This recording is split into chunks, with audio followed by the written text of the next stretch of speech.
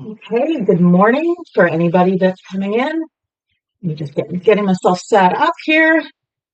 Welcome to Beaver Politics. This is JANA. Hey, everybody. We are talking about the Ontario election this morning. So I'd love it if anybody could come join me. Let's see here, monetization.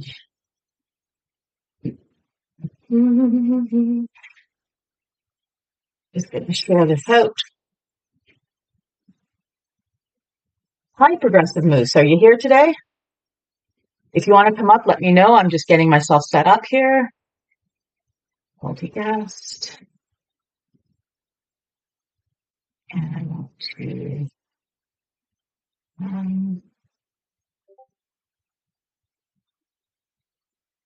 to fix panel for now.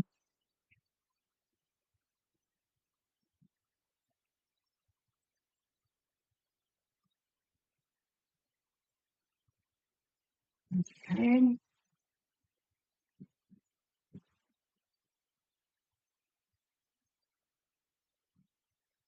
So good morning. Oh, we got some people here. Good morning, everybody. Hi, Progressive News, Humble, Kellogg, PG, Perry, Kim, and Gemini 01. I'm just getting set up. It's just going to take me a moment here. Okay. If you want to come up, just set a request in the multi-guest. And let's see here.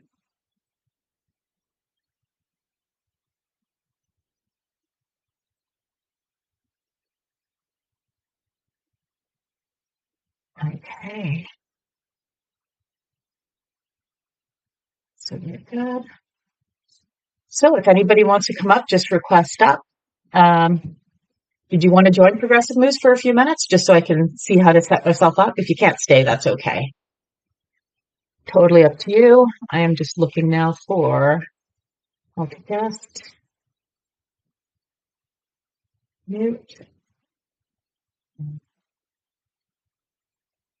Okay. So we're here this morning talking about the Ontario election. Welcome, everyone. This is Beaver Politics, the Ontario Election Connection. I'm JANA. Generally, I speak about mental health, but I'm here to speak about anything. If any of you want to come up, just go ahead and request. If you have requested and I'm not seeing you, just let me know. I just got to get my comments open. Over here. I'm doing this on, oh, there we go. Accept. There we go. Hi, Progressive Moose. Hey, good to see you. Oh, I'm not sure if I can hear you. Just give me a second. Let me get my... Battery 40%. Connected. He's S25 and VRPIA. Just give me 1 second to check my mic because I think it might not be working. Or actually, my mic is working. I think it's my... Your mic's fine.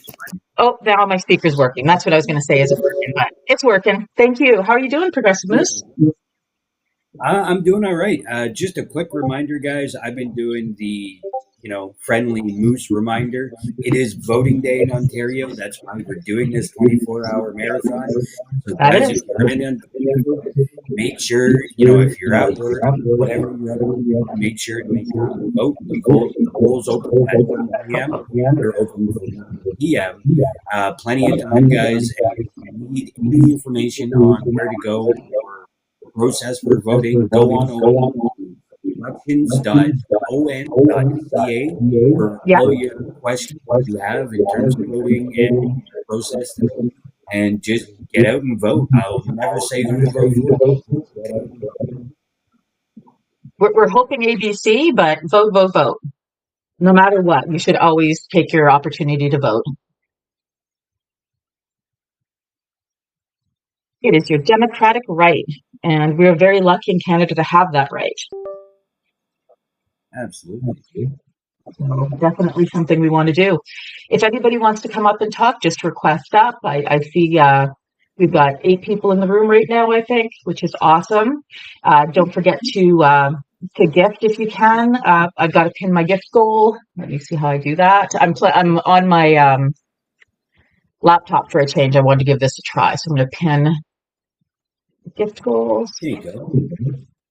There we Perfect. go. Yeah, guys, keep in mind, smartvoting.ca. They're not up updating anymore as per province election laws and such, but they do still have the latest poll numbers for each district posted, so you can still go and take a look as to what the latest was before they had to stop updating. So Yeah, with keep smart that in voting, mind. right? Sorry? It was smartvote.ca, right? Smartvoting.ca that you're talking about? Yeah, smartvoting.ca. Great site. I can't wait for it to come up for the federal election. But I totally understand why he was focusing on Ontario first. Makes total sense. Yeah, it just kind of fit, and I think that's why JB went ahead and created smartvoting.ca, to start the Yeah, process so we can have something. And with Ontario being such a crucial election, not only for the province but really for the country, it was a good time to roll out such a thing and make it accessible.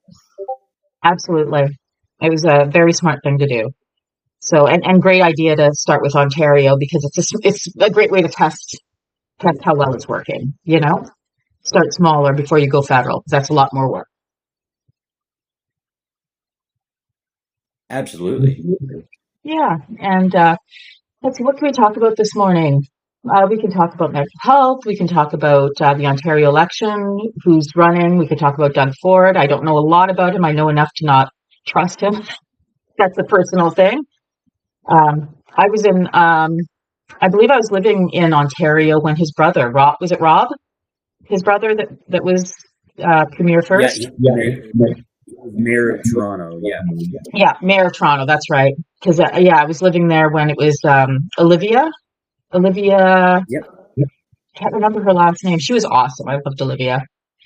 And then I think he was after her, if I remember correctly. And I did not understand why they would not vote Olivia back in because she was doing a great job. But She's back in now. You're thinking Olivia Chow is Chow, yes, that's it.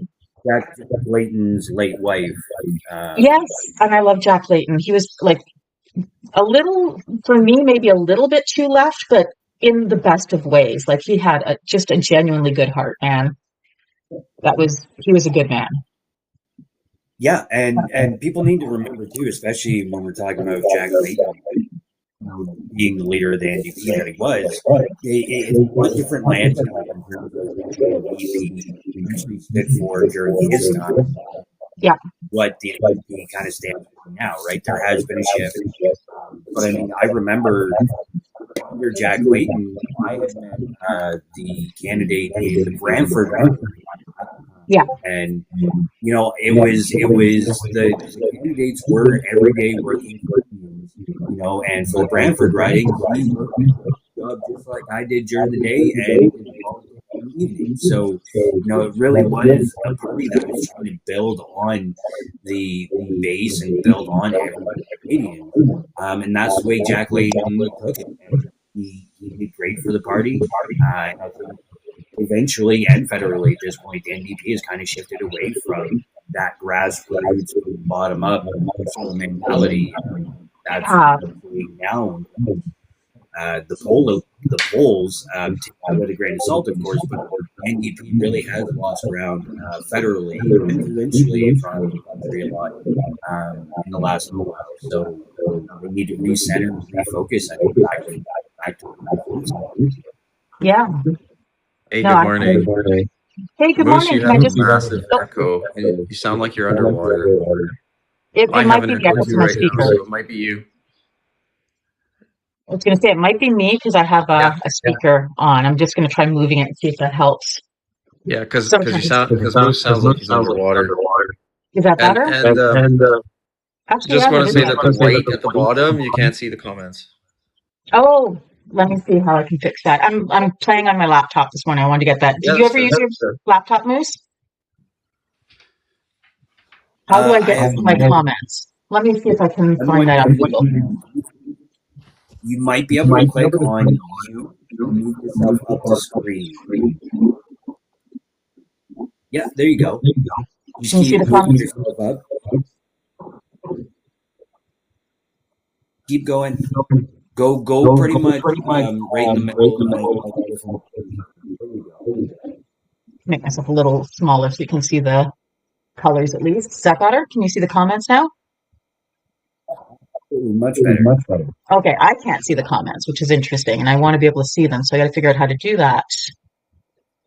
Seems I've done it before, but I'm just trying to get. I don't usually use my laptop, but I prefer it when I can. Is it there? Yes. So guys, Ontario, it's definitely big. I know I covered with Treaty Bird on Monday. How are things about looking for getting Ontario? Is it still looking like Ford is likely to win?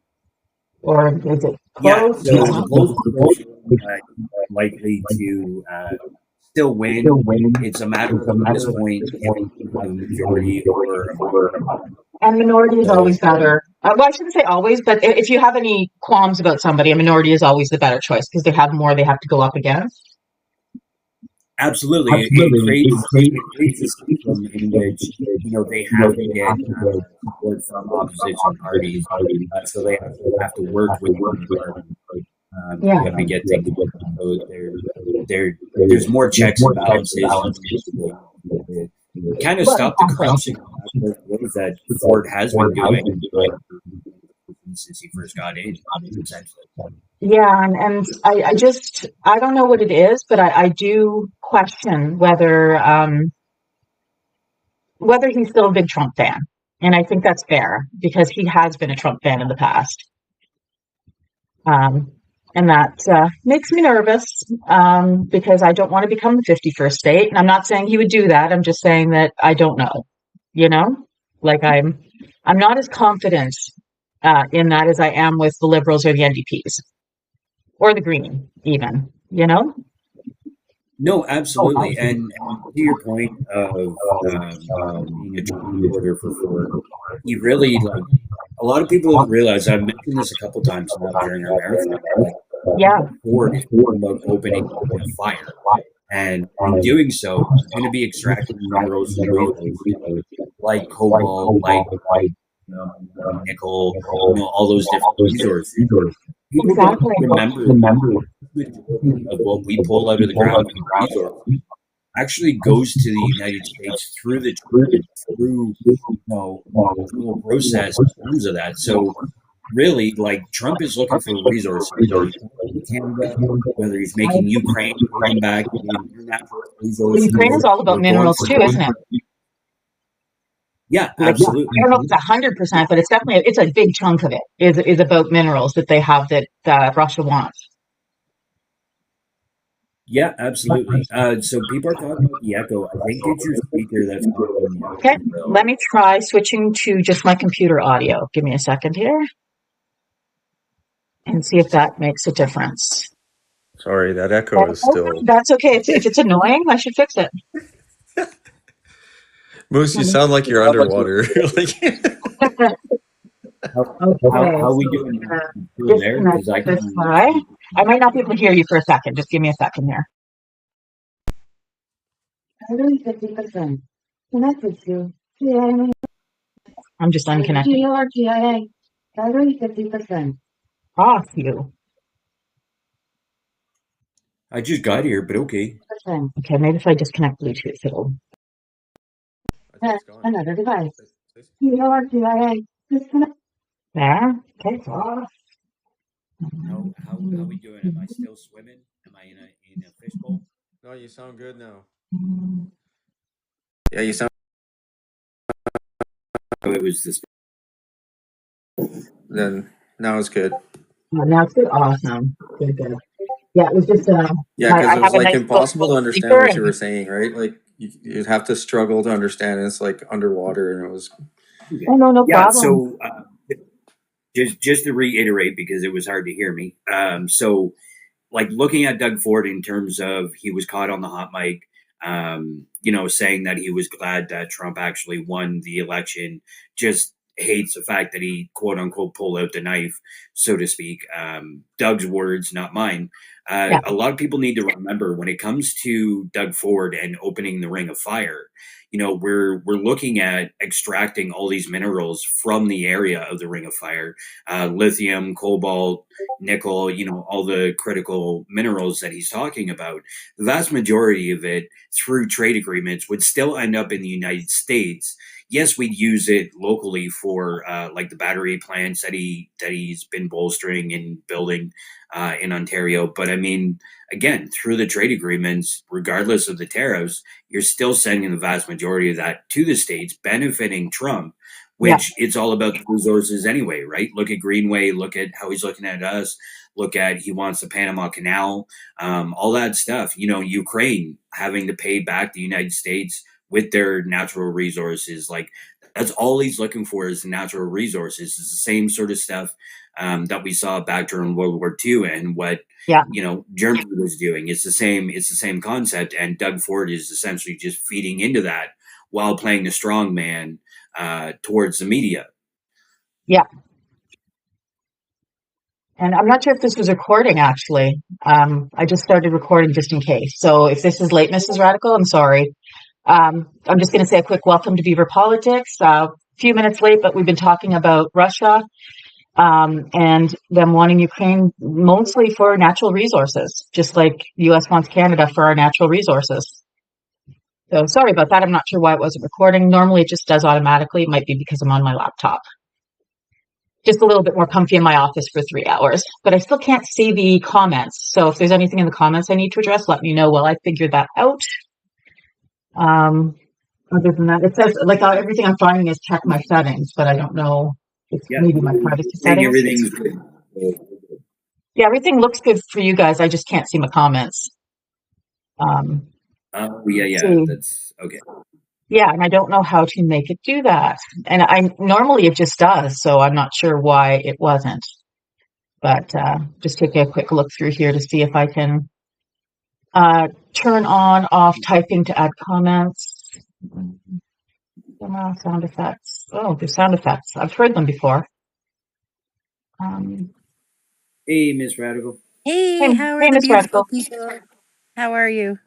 I'm doing good. Your show was great. I caught the end of it, of course, because I was coming in. I was hey to amazed everybody at how here. quick. Yeah, you guys did awesome. 50K. That was awesome. Thank you. And You should for have seen everybody, the girls last night knock it out of the park. I was I hopping in bet. at 6, and Nerdy got a planet, and it was and a coral, and they were paying her to go to sleep. Oh, that's so sweet. Do you happen to know it was how I can really get my comments up on the computer? I don't. Mine are showing, and when I was doing it, I thought it was because of your white background, but then you moved your box up, so we can see the blue perfectly now. I'm gonna go on my profile and just watch from my Yeah. Do you have a second device on your phone? I do. Can you turn Yeah, that on? I have. Okay. So I'm just gonna go on my tablet so that I can see the comments because that's the only thing I'm missing right now. And if there's a way around it because it says something about having to shut down and restart, and I'm not doing that. So I'm gonna just do it Some this way. people, when we were saying shut down and restart, so some people in the boxes will just go away and then they pop back up and then the sound is clear. Usually the host doesn't have to, but sometimes they restart the live. Yeah. Usually if you give the guests the heads up though, they'll pretty much all come back for you. Yeah, no, I just got it on my tablet. So now I've got my tablet going. So now I'm an extra guest. See, JANA, there but this way I can watch the comments and not have to worry about it. Tapping is clapping and sharing is caring. Sharing Get is JANA caring. out there. Definitely tap and please gift our panelists. Gift us if you can because we use the donations to keep us going and to grow as a channel, which is what we really want to do. And so any gifts that you give, I believe you have a PayPal now. Is that right, Ms. Radical? Your mic is okay. My mic is acting up, or okay, it's back to normal again. It was for like a second, and then it stopped. Now it's good. Yeah, they can glitch, but make sure to subscribe. If you haven't subscribed to Beaver Politics, we would really appreciate a subscription. Just up at the top, you just have to click on the Beaver Politics or swipe down on your screen, I think also brings up the subscription. Let's see what else. If you press on my face or right in the middle of the screen and hold, that'll give you the option to share, and you can share up to 15 people at a time. We really appreciate the shares. To get that out here. We're not usually on at this time in the morning, so we want to make sure we get as many people as possible in here talking. If you want to come up and chat, just request up or let me know in the comments if you don't know how to request up. It's just two little people icon in the bottom right of your screen, right beside where you type for comments. And Moose is saying to, go down, look down at there. And if you want a gift, I'm collecting roses today. As well as perfume, I believe, bottles. So if you have a chance to send any gifts, that would be appreciated, and definitely gift panelists. They do a lot of emotional work, and we really appreciate them here. And I think that's it for my blurb. Don't forget to subscribe, and we do have a YouTube channel as well. So if you have a chance, please subscribe to our YouTube channel, because that's another way for us to eventually get bigger and, make enough money to support what we're doing here, which would be awesome. So any topics we want to talk about? First of all, again, it would be in Ontario, 11:30-ish a.m. So vote, vote, vote, vote, vote. Please, if you haven't voted yet, make a plan to vote. It's extremely important that you get out there and you utilize your democratic right. And you're basically buying your opinion for the next 4 years. No matter what happens, you've earned your opportunity to complain about it, whether it's the person you voted for or not, for the next 4 years. Take a cab, take the bus, grab a friend, get there on your way home from work. I've heard that you can get online and vote too. So if it's as easy as getting on TikTok, then you can get on TikTok, you can get online to Ontario Votes and go ahead and vote, right? And, if you don't know where to vote, it's very easy to look it up. You just go to your Elections Canada website and put in your postal code, I believe. I think it's really that simple, and they tell you where your voting station is. Let me take a look. Yeah, and if you don't have your voting cards, which a lot of people in Ontario have reported that they don't have voting cards, please take your ID and a piece of mail that corresponds with your ID and go to your voting booth. They will accept that. Exactly. Absolutely, guys. And just to toss in there as well, so Elections Ontario, elections.on.ca is where you go for all your information. Art Lightstone as well pointed out, you can go to Smart Voting. They're not updating anymore as per laws in terms of that stuff, but they are still the last known numbers and polls are still up there for each district. So if you are strategically voting, you can go check that out and get your information for your writing there. Yeah, we have, it is, I did get it wrong, so thank you for correcting me, Moose. It is elections.on.ca. And right there, all you got to do is put your postal code in, and it'll tell you where your voting station is. Yep. And I just quickly wanted to add, and then I'll let other people have the floor, of course. Guys, this is a massive thing for Ontario. I mean, looking at what we're looking at, healthcare is crumbling, education is crumbling, housing is crumbling. We didn't hit anywhere close to the target that Doug Ford had set out for himself in terms of housing. They're stripping away the unhoused rights at this point, which, hopefully we got a lot of activism fighting back on that. We'll see challenges constitutionally, of course, but there's just so much, and it's crucial that you get out and you get your voice heard and you get your vote in. The more people that vote, the better our system works, and it's time to start holding the Conservatives accountable, even by making it so they have a minority government instead of a majority, where there are more checks and balances, and they have to actually work with the other parties to get through legislation. It'll really bring a rein in on a lot of the kind of farther reach of consolidation of power that we're seeing, not only in Ontario, but Nova Scotia trying to do the same, Alberta doing the same thing. It's real time for us to send a message, not just only in Ontario, but to the country, that we're tired of it, and it's time to bring back the power back to the people. Yeah, and certainly like a lot of these issues people blame on the federal government, but a lot of these are provincial issues. Like they get a lump sum for health, for example, and it's up to them on how they spend that money or if they spend that money. And same thing with housing. A lot of money goes into housing provincially, but they give them the money and it's up to the province to do. Like a lot of these things get blamed federally, but it's actually the provincial governments that are very much in charge of this. So I know this from, Absolutely. I'm in Alberta, so Danielle Smith is the one that, isn't building the houses for us and is, in my opinion, tearing apart our healthcare system. And Yeah, again, a conservative doing that. So it's absolutely. And to your point, what they do.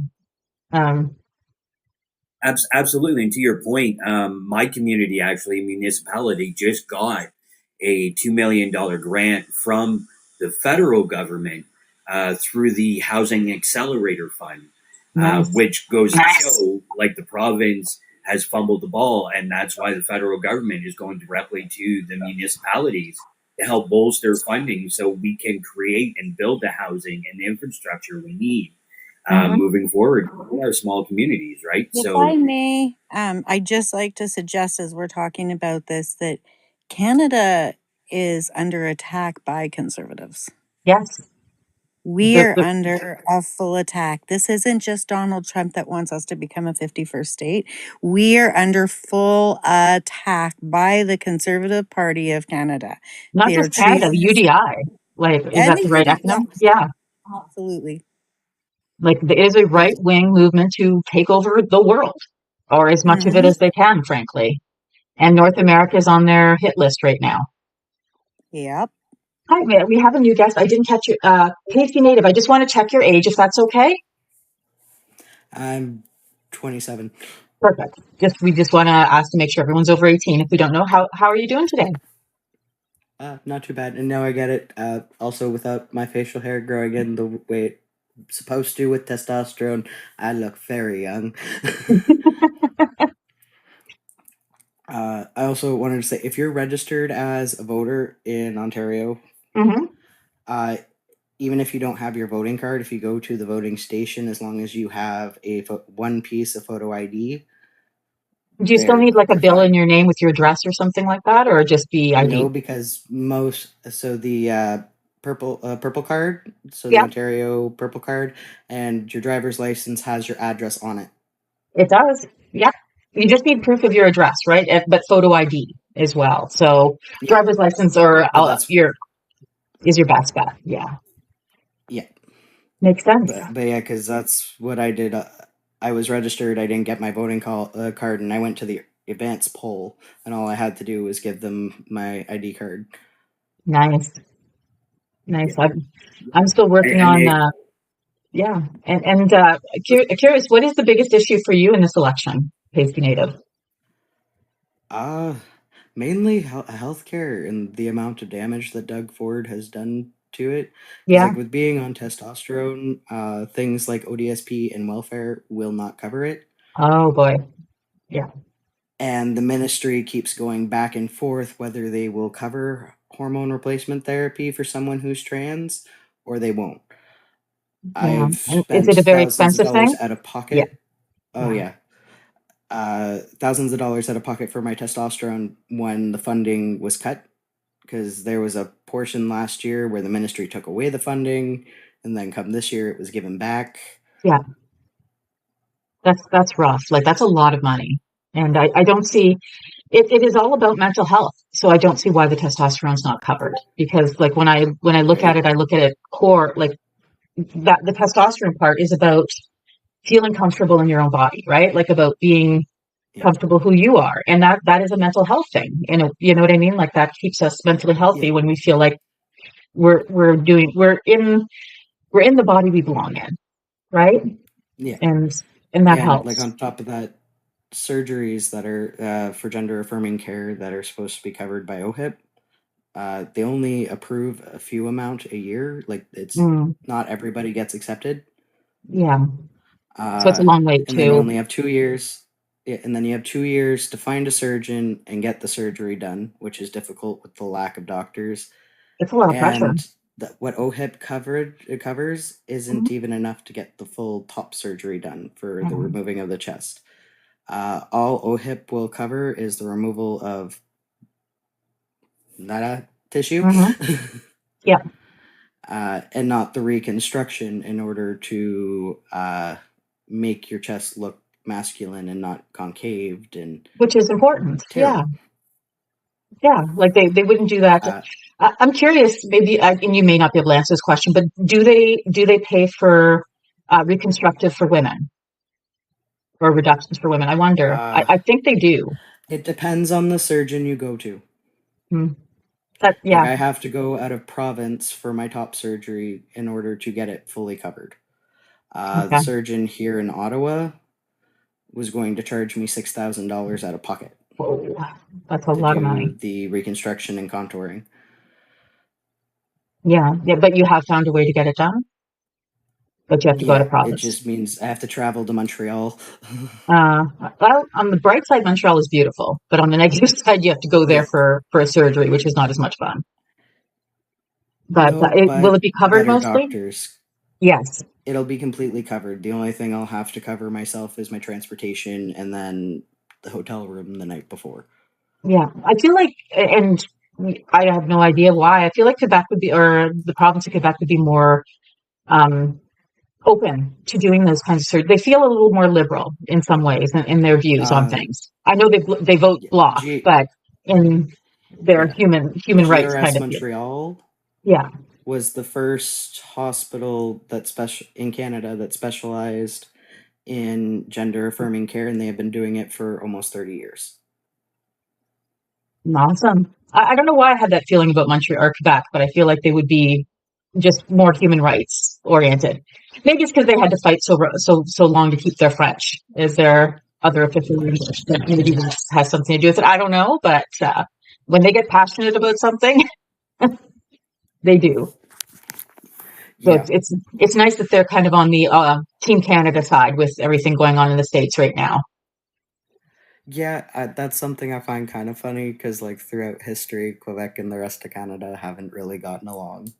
Yeah, exactly. And then Trump managed to unite Quebec with the rest of the Canada. I know, if only it worked for most of Alberta, but I'm an Albertan, and I find most, like, Alberta is where a lot of the let's just join the States comes from, it's disheartening for me. Alberta scares me as a trans person with the anti-trans legislations and bills that have been put into place. I gotta let my dog outside. I'll be back in just a minute. Moose, can you watch for me? But she's being a pain. I'll be right back. So sorry to cut you off. Just she's gonna keep barking at me. Be back in just a moment. Just gonna mute myself.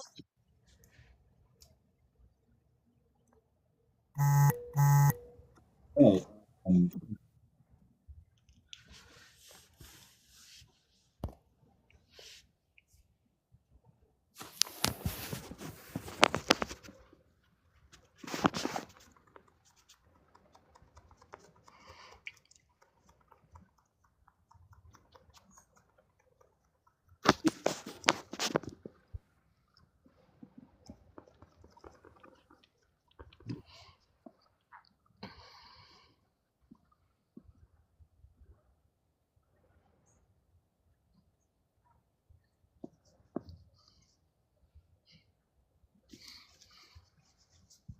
Just inspire that little piece of change. Awesome. And I'm back to, she wanted a chewy, so I got tricked. Anyway, I feel like this is, how did it go overnight, by the way, Miss Radical? Do you know? Did we have people all night? It went good. Both of them had people all night long. There was some spicy chat. I'm not gonna, but it was good. It was good, solid conversation.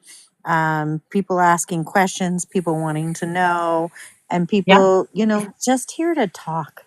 Well, if anyone has questions, we've got some people here from Ontario. The Progressive Moose is from Ontario. So if you have any questions, it'd be a great time to ask if you need to know anything before you go out to vote today, because you're going to go out and vote. I know you are, because you're awesome. Hi, Mrs. Hi, good morning, everybody. Good morning. How are you doing? Congratulations, everybody, on the whole night's activity. And we still I got all got day.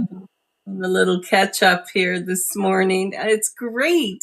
It is fabulous the way this little project has come together. I must say, I'm so impressed with all the beavers. Well, it's so nice that everyone was able to come together and cover the time Yeah, slots. yeah. I was a little late to the game, but I have a pretty open schedule right now. So I just kind of took yesterday off doing other stuff so that I could be here today. You That's made awesome. it, and we appreciate you. Yeah, Oh, thank you. absolutely.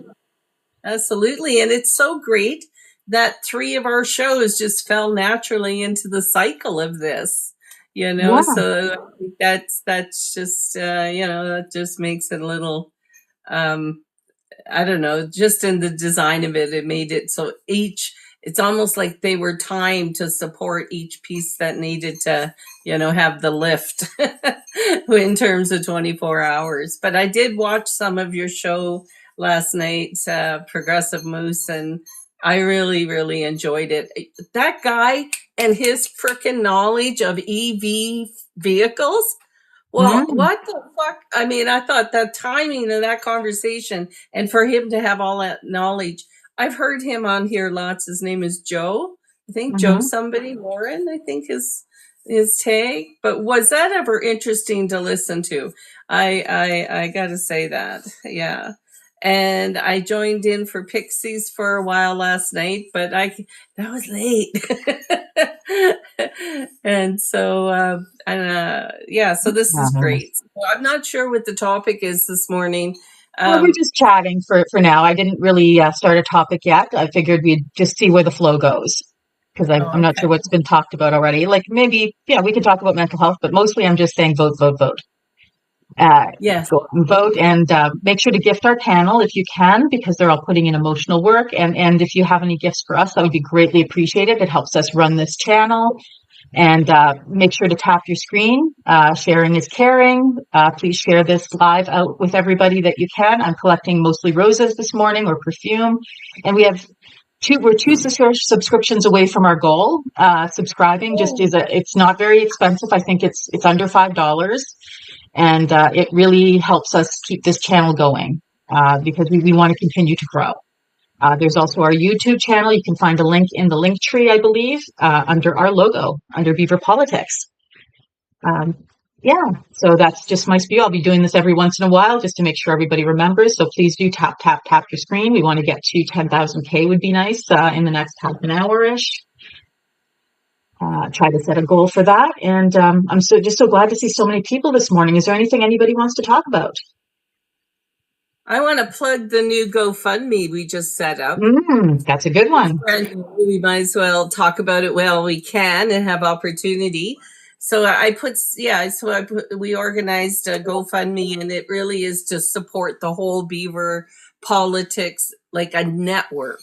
Like we're building a network here, and so we're anyway. People can go and read it. It's about organizing money to help when there's some crises that we can support, but to fund things like to expand this network, we need apps, we need tech equipment, we need there's so many things to think about in terms of where this movement could go. But I thought a GoFundMe, and was Mrs. Radical's idea, a GoFundMe to just help support the Beavers to get the work done. And there's always been a long-term goal from the very conception, like a year ago when this all started for Mrs. Radical and I.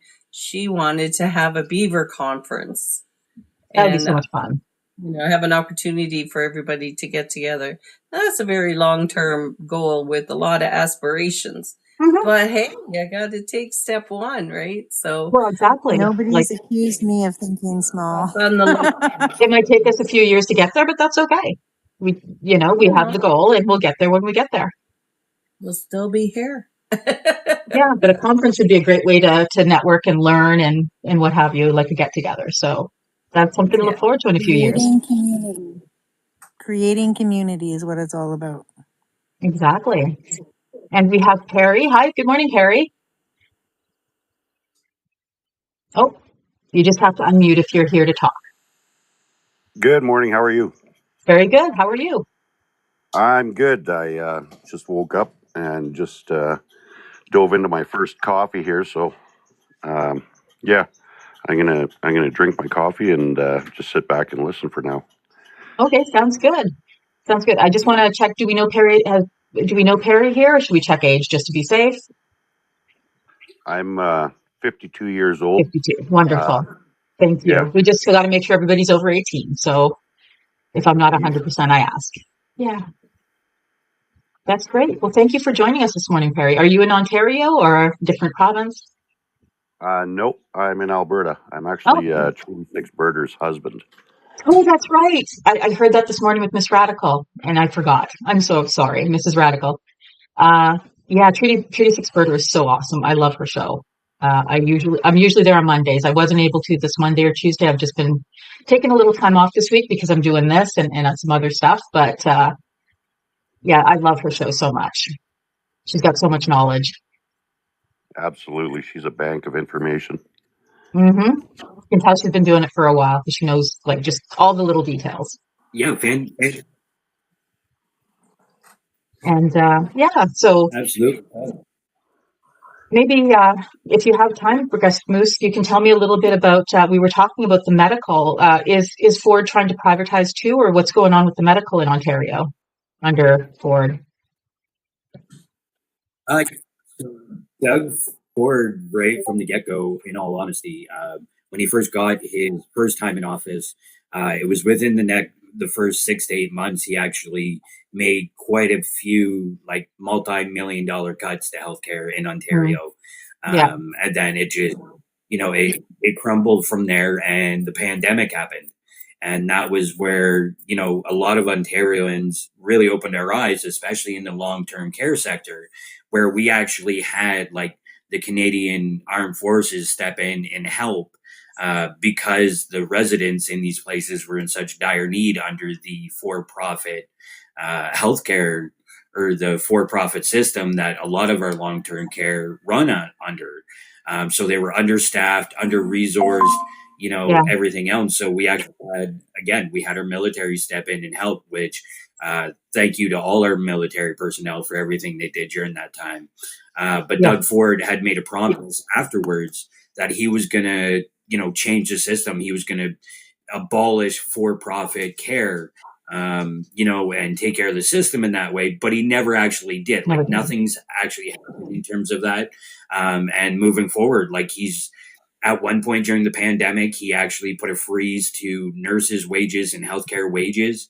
Okay, That later on got found to be unconstitutional. yeah, And actually had to pay quite the hefty bill in terms of, I think it was over $1 billion in retro pay and everything to the healthcare because that legislation that he put through got found to be against, their charter rights and right, right. So all this time, Doug Ford has done nothing but claw away and put more into the private healthcare sector because yeah, the public sector has been falling behind, especially during the pandemic. yeah, And we're still seeing some backlog from that, where he started putting in private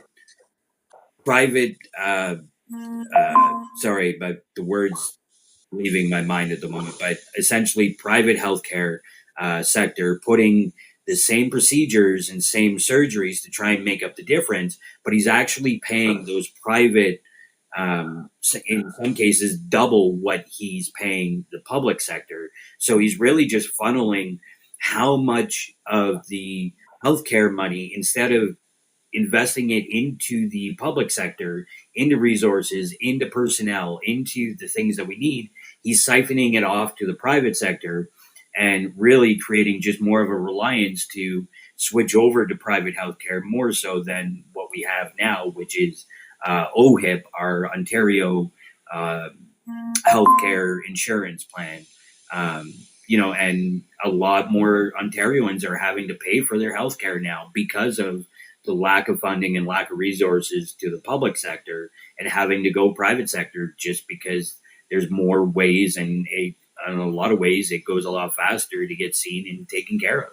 That's what I'm I'm afraid of for finding, Alberta in general, is that people who are paying for private are going to get it faster. And I don't want a system where the rich get anything faster, even if I'm the rich. I mean, like, and I'm not, but I'm just saying, like, it shouldn't be based on your income. And when you put a price tag on something, say you can get this for free if you wait 6 months, or for 6 months, but you can get it immediately if you wait 2 weeks, but you pay us $2,000. That's a double tiered system, and that's not okay. You know, our healthcare shouldn't be based on a value shouldn't be put on your life, which is what I feel like that is. If you can pay for it, then you know your life is somehow more valuable. And I worry, like Danielle Smith sold out some surgical contracts here, and I don't know. She's her minister just stepped down yesterday. I think I haven't reported on it yet, but hip replacement surgery was one example. The average price is about 4,000 in Alberta for a hip, and they're charging 8.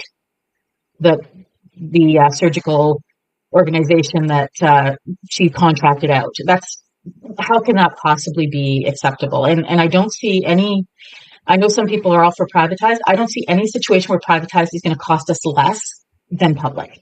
It just doesn't make sense to me, because of course we're going to pay more money for private because they want to make profit.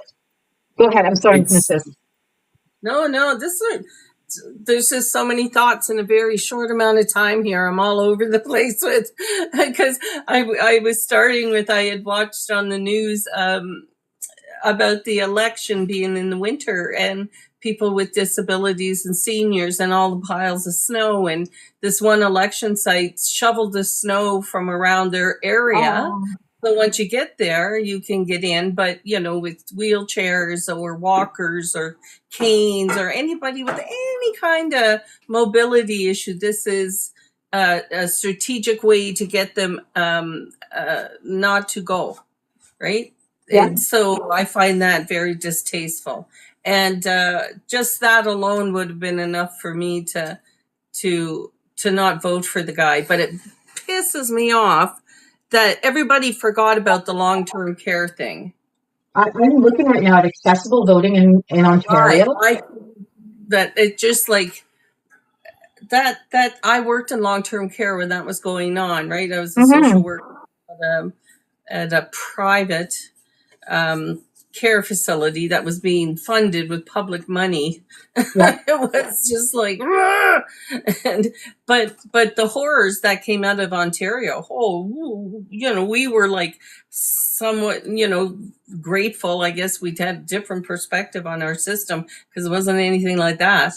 I'll tell you. Yeah. So British Columbia has a lot going for it in terms of how they're doing their service delivery. Nonetheless, privatization is a piece of it. And, I was very active in understanding the depravities within our system, even though it's better than what was happening in Ontario. But everybody's forgotten. And then he made the move where he gave the contract to the very people that were, basically neglected. People were dying from bed sores. Oh, geez. People were laying in their own, body fluids. That's not okay. Just disgusting. People were dehydrating to death and stuff like that. And it was like, how under his watch does that person get reelected? I know the culture war pieces. And this I learned from working in long-term care, because not many people know somebody in long-term care, right? Yeah. It's a small population. And so on a grand scale, on a macro scale, it's not that big of an issue when it comes to something like an election, because unless you have a personal connection, it's the same with the 2S LGBTQ, that minority. There's only a small piece of your life that's represented there. And it's pretty much like, Indigenous people are 5% of the population, 6%. You probably have 5 or 6% of your surrounding, people in that category, right? And so I had someone on, I was just going to say quickly, I had someone on a comment yesterday say that you're in the about trying to get Danielle Smith to step down. You're in the fringe minority, so it doesn't matter.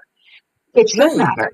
It should, like, the minority should matter. That's That's what we care about, right? Like, we care about people who are the smaller percentage. Just because you're only 5% of the population doesn't mean you don't matter. But And it's this up is to the where rest of the this is population where to. Yeah, well, I 100% agree with that. But this Mhm. is where we on the left lose the culture war battle. Yeah. Is because then when we do the election pieces to speak to the broader group, when we're so passionate about these pieces, right? And that's what happened. Well, that's part of the story from Kamala Harris's Yeah. loss, Yeah. right, in the United States, and why Trump was able to tap in and just bite at all that stuff. But then when it came to it, he did more conversation around, the economy. He lied to people, right? The groceries, the economy, all that kind of stuff. But I don't see any difference in what's going on in Ontario. It's kind of like Very parallel. Yeah. That's exactly what's happening. Well, exactly. And it's so easy to, and I find this with the Conservatives right now, especially with immigration and trans. Even in Canada, they're using it as a enemy. Like, they're trying to basically say, these are the bad guys. They're the ones that are causing the trouble. So let's focus on them. And it's wrong. It's so wrong. It's not true. Transit, like, I get very upset about trans in Alberta because they've taken away so many rights for children. And put them potentially in danger, because the teachers in Ontario have to disclose when kids request different names or pronouns.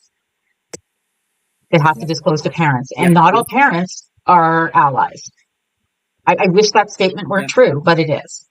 And we need to remember that, So we could be putting kids in real physical or emotional harm by doing this. So yeah, absolutely. I'm sorry, I have to get going and thank you for popping up. And if you have time later, drop in if you can. And do a couple. Bye-bye. Are you dropping out? Okay. Yeah, well, you have absolutely later, guys. Just gonna do. We'll see you here throughout the course of the day. Yeah, you're welcome up anytime. Yeah, absolutely.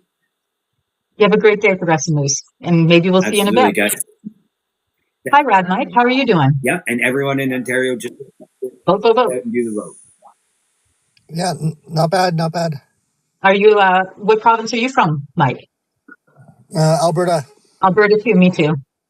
So we're just having a 24-hour to, not really an honor, but because of the Ontario election, we want to make sure everybody gets out and votes today. If you're Ontario, of course, we can't vote. Well, actually, you can vote here for your Liberal leader if you're Liberal Party. That's going on for a few more days. I've still got to finish my vote. I know who I'm voting for. I just haven't gotten to verify it yet. I finish my vote today. But one thing I wanted to do a quick PSA. No matter what happens today, the federal government election is going to be coming up pretty soon. We definitely need volunteers coming out to work at your local CAs. They're short. And you're talking about the small percentage of people that vote for the Conservatives to win. Mm-hmm. You got to look. We dug into the numbers of donors, and that percentage is even smaller. For example, in Alberta, in my riding, the UCP candidate, only 7 households hold the donations for that one UCP candidate that won. So that's such a small population portion that's controlling your vote. So we gotta get out and volunteer. That's the most important thing you can do. And it's not just door knocking and calling people. The one thing that's severely lacking that we really, really need is people to do data entry and spreadsheets. Oh, I can do that. Here. We all have the ability to do that. So I just wanted to say that. And when you say we, you mean who?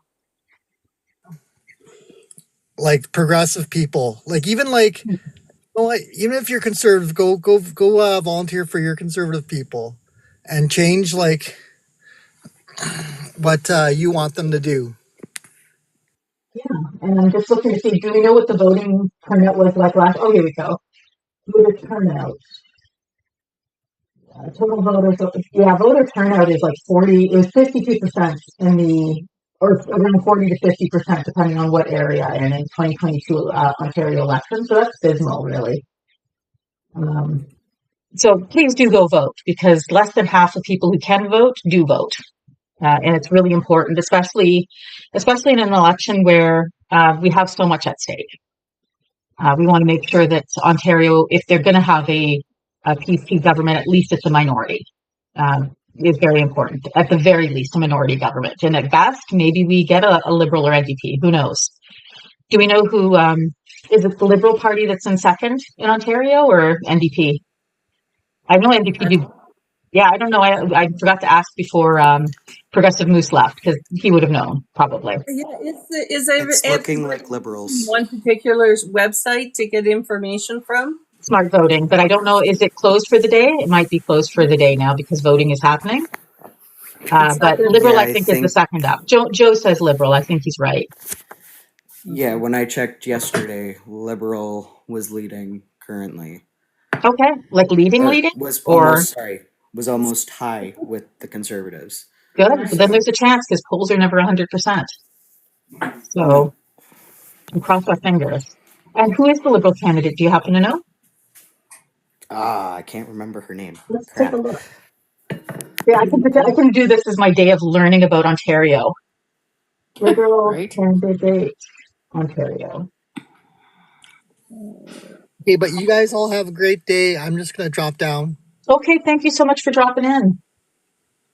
So our Liberal candidate in Ontario, for the party leadership anyway. Hey, JANA. Hey, how's it going, Trudy? Pretty good. Your hubby was just up here. Yeah. Yeah. Oh, yeah, I know. I was thinking about in Ontario how low the voter turnout is. Like, I think it was 17% for the last election. Oh boy, that is low. It's very low. And I can't help but wonder, and like I'm not trying to be controversial, but it might be a controversial statement, but there's a lot of newcomers that come to Ontario and into the Toronto area. And I'm wondering if some of them are less involved because maybe it's a new political system for them.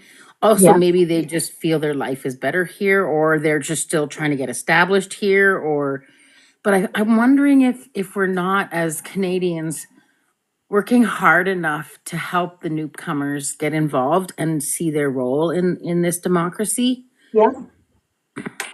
But I know it's the elections today, so it's a little late to come out with this strategy for Ontario. But, I've just been thinking about this and why the voter turnout is so low over there. It's really alarming because that's where the majority of Canadians live too. So it is. It's our most packed province, right? Right. And that's a lot of people that aren't being represented. Yeah. And I can't tell you why. Like, I'm originally from Ontario, and I got nothing as to why. Like, I always voted. I admit that sometimes I didn't vote municipally. That I was a little weakened, but I've never missed a provincial or federal election. I'm like you. I'm the same. Like, I haven't participated municipally very meaningfully either. Yeah, like sometimes I do if I'm very passionate about something, and I should be, because like housing, for example, is a big deal municipally, and I don't feel like they're taking low-income housing seriously enough here. Agreed.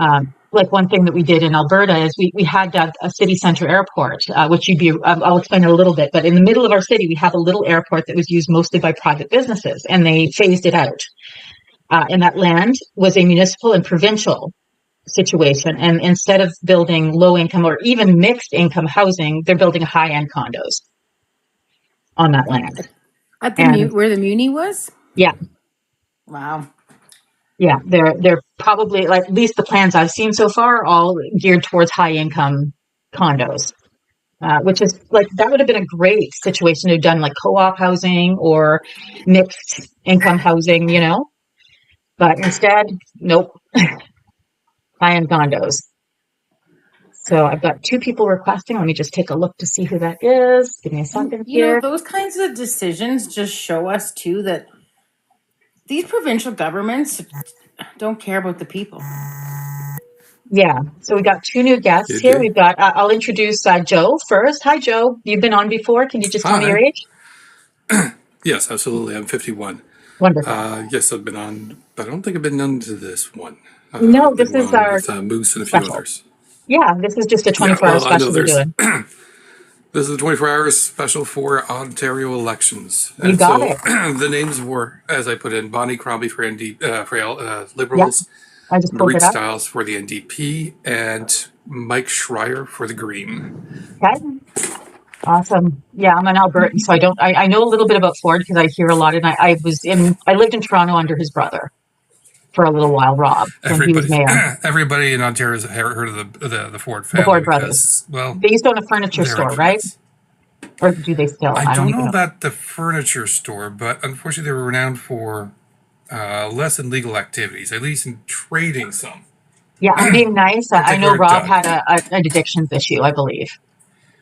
Oh, yeah, that was an understatement. Aside Yeah. from his exuberant use of alcohol and publicly being found on the street while holding a Timmy's cup, and we're pretty sure it wasn't Timmy's in there.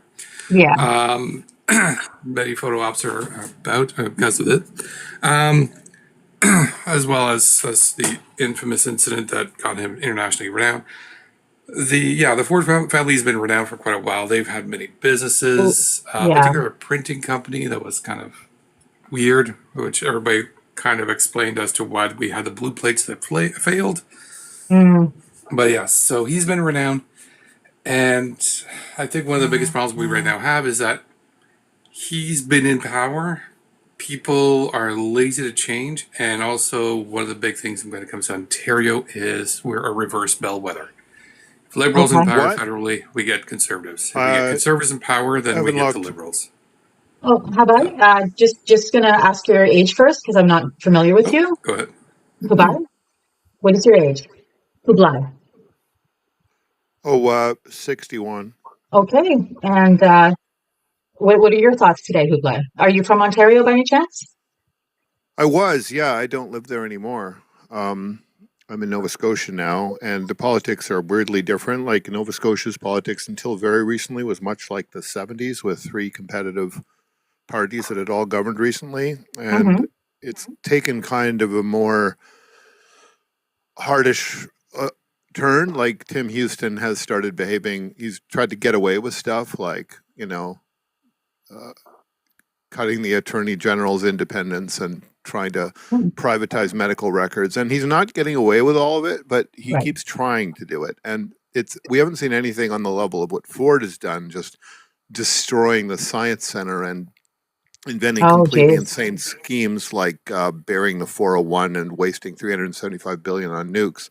Like that stuff would never pass an independent audit and is purely corruption. You can't get away with that stuff in Nova Scotia yet, but they're trying, right? Like there's always that pressure to like remove accountability. And one of the most disturbing things is this: we used to have laws that said there were fixed election dates because everyone had agreed that having the premier be able to call the election when they want was a bad thing and systematically disabled, especially the smaller parties. But it appears now what we've got is that the premiers just go to the lieutenant governor and say, just call me an election, and they can do it without even explaining to the public why they've used that power, which is supposed to be for emergencies. So that should be illegal, and there's a real legitimacy problem. The question, why an Ontario election now? Because isn't it a year or so before it's due? According to the fixed election law, we also had one called by surprise in Nova Scotia. And when you actually look at what they say when these laws are passed, they say that having the premier being able to call an election when they want is an unfair power. Everyone agrees with that. And the only reason the lieutenant governor still has the power to dissolve the legislature and drop a writ is for emergencies, like genuine emergencies, like a leader dies or something, or somebody's doing something completely unaccountable and criminal with the power. Like that's for emergencies. That is not the premier feels like it. So we really need to force these lieutenant governors to, in the law, they have to be forced to explain personally why they did this. And there has to be accountability, like even to the point of criminal charges when they do it just for partisan advantage. Yeah, because I feel like Doug, I'm making not guesses, but educated guesses. It just feels like he did this because he thought he could win easier if he put the pressure on fast. That's what they always thought when they did early elections. But we've even had Trudeau did it when he had called an early election during the pandemic, and others. Ever since then, it has been possible to bypass the Fixed Election Act. I mean, Harper didn't even do that, right? So we have a degradation in accountability because we went in the direction of fixed elections, and it's fine. Obviously, a government can fall under a minority, but you have a majority government, and then to abuse the power of a majority to call a snap election when convenient for the premier is moving us very much away from parliamentary democracy. It should not be allowed, and governments that do it should be punished and not reelected, period, in principle. Yeah. So I tend to have a strong opinion on it because I've never thought about it in any depth before, but I will now. I'll think about it. Well, think about it. You're in the position of something like the Green Party, right? Which has like one MLA and was doing and everyone involved in it is volunteers. And they maybe had a good shot at 3 or 4 specific seats they could have targeted if they'd had the time. Now what they have is a snap election, paper candidates. Lots of people can't do it because they didn't allocate the time now to do it. And you're going to end up with just a campaign that consists of nothing but a leader getting up there, making a pitch for his policy book, and you're going to get a smattering of 3, 5, 8% across the province that will not elect any more MLAs. It will just split the vote and end up electing more conservatives. So by putting these smaller parties in a position where they cannot contend for seats effectively, you're turning them into vote splitters and stealing their votes away to advantage yourself. And that's a feature of first past the post system, that it makes it really, really easy to corruptly use the small parties like that. And they're forced into that position by a snap election. This should all be completely illegal. Do you think he used the tariff situation as his emergency to justify being able to? Did anybody question? Like, He and Tim Houston both did use the Trump election as their excuse for why we need stability now. Stability meaning themselves, right? But of course, the counter argument to that is pretty strong. Is that you guys have put us in this weak position where we're vulnerable to this, and you guys have set us up in a position, well, particularly federally, where we have lousy relations with China, Russia, and India. So what alternatives do you actually have now when they tell you you're the 51st state? Like, go beg to Europe, which is also collapsing because it had its foreign policy run by America. So this weakness comes from the incumbents, provincially and federally. They're the ones who put us in this weak position. And so to have them claim that we need stability now, meaning themselves, is really laughably stupid. And someone in saying Polyev is the alternative. I'm sorry, not for me. I don't trust that man. I don't. And I feel like he's kind of doing the same thing. He's been campaigning for 2 years now. If you look at where Polyev gets his talking points from, and even Doug Ford, the two of them were all full of Trump and repeating all the same points as Trump until the day that Trump makes his 51st state comment. And then magically they turned into patriots? No. Yeah, exactly. Suddenly Polyev is wrapping himself in a flag. Yeah, that's clearly not him, right? And if you look at look more deeply at other aspects of the rhetoric, we talk about election interference in Canada, but the two countries that have always and believe they're entitled to interfere with Canadian politics are Israel and the USA. And when you look exactly into who is telling the parties to denominate, it's Israel. When you look at where does the interference money come from, it's the USA. These are the enemy countries from an election interference point of view. And when you look at who repeats their talking points, it's Doug Ford, it's Pierre Poilievre. I mean, there's nothing that Polyev says about the Mideast that doesn't come straight from Mossad Melissa, his deputy leader, who's his handler. Yeah, it's just I believe, straight from her. And I stood off on having a strong opinion about Israel and Palestine for a while because I just didn't feel like I knew enough about it. But with what happened with Trump wanting to occupy, and that no, just no, that is not okay. He doesn't have the right to go in there, occupy Palestine, and remove citizens to somewhere else. This is what's in common between Zionism and Americanism, is we're better people than you indigenous people, so we get to steal your land and then turn it into a strip mall. That's the USA and it's Israel both. They've always both been that. Now, Canada had a period when it was doing that. Like I would say even from 1870 to 1970, we were kind of in this settler colonial lockstep. But since then, we had some important changes, like in Quebec especially, where it looked like in the secession referendums that they were going to come into serious conflict with Indigenous people. They resolved those conflicts. The Cree are in a very good relationship with the Quebec government right now. They wildly profit off of Hydro-Quebec's deals, and there are no boil water advisories on Quebec reserves. And fundamentally, although the cultural tension is still there, it is economically they operate like a unit. So we've had things like that going on, and of course the formal reconciliation and apologies. And we've done a lot in this country to move past that idea that the settler colonials are in charge and the Indigenous people are inferior. But that is absolutely still the case in Israel and the USA. Completely the case. Well, I know Indigenous, like I don't know a lot about the Indigenous United States, but I know that they don't have as many rights as they do in Canada and haven't been respected under their government, the way that they've been respected under our current government. And I'm not saying they're perfect. We have a ways to go. Bit of a mixed bag. Honestly, where the Canadian courts have been generally ahead is recognizing that the old treaties are valid laws, and you can go into court with one of those old treaties in hand, and you can make actual real claims as pleadable law, as it's called, in a court. And the Canadian courts have said these are really the foundation on which the country is. It's a nexus of treaties, it's a nexus of contracts. There are some unresolved ones, but fundamentally we're working towards peer-to-peer sovereign relations, and the whole thing was not a bunch of conquests. And if you actually look at the history of Quebec and Atlantic Canada in particular, and also of the early Upper Canada in Ontario, those were not imposed treaties. There is a lot of peer-to-peer relations. And for the first 150 years, the French have a very lateral relation with sovereigns. So we have a completely different history than the US in this regard.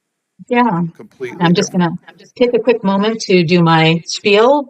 Please, tapping is clapping. So tap the screen. I'd like to get us up to 20K. We're at 11.3 right now. Make sure to gift the panel, please, if you can.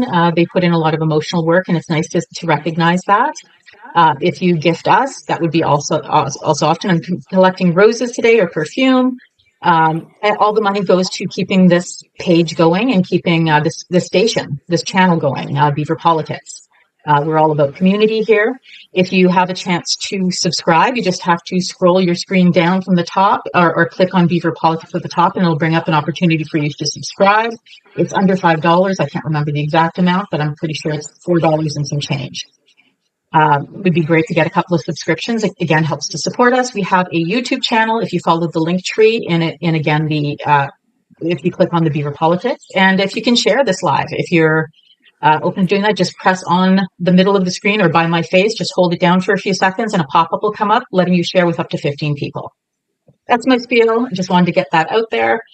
Really appreciate you guys being here today. If anybody wants to come up on the panel, I've got some more spaces. You're totally welcome. Just request up. You can do that by going to the multi-request button. And I just see Patsy just requested. Hi, Patsy. I'll bring you in. And we can keep chatting. Let's see here. And we got Angela as well. Yes. I was just wanting to continue on with the conversation. Absolutely. Is it Publicon? What we're speaking about with regards to treaties and the relationship with Indigenous people in this country. And he's absolutely right. Like the treaties in the East are more friendship peace treaties, which were established a long time ago. And we're absolutely based on a lateral and mutual beneficial relationship. The numbered treaties out west, though, are they're really strong treaties as well, especially when it comes to resource development.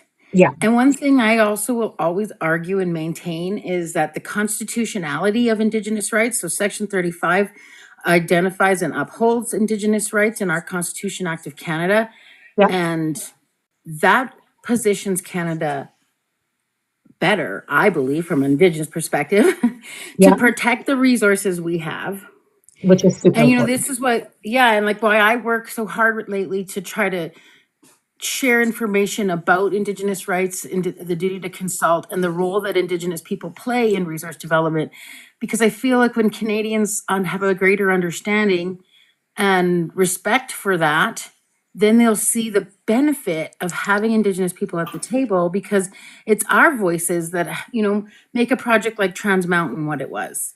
Yeah. And I know there's a lot of Canadians, especially out here in the West, that work in the oil field who were like, this was way too expensive and took far too long.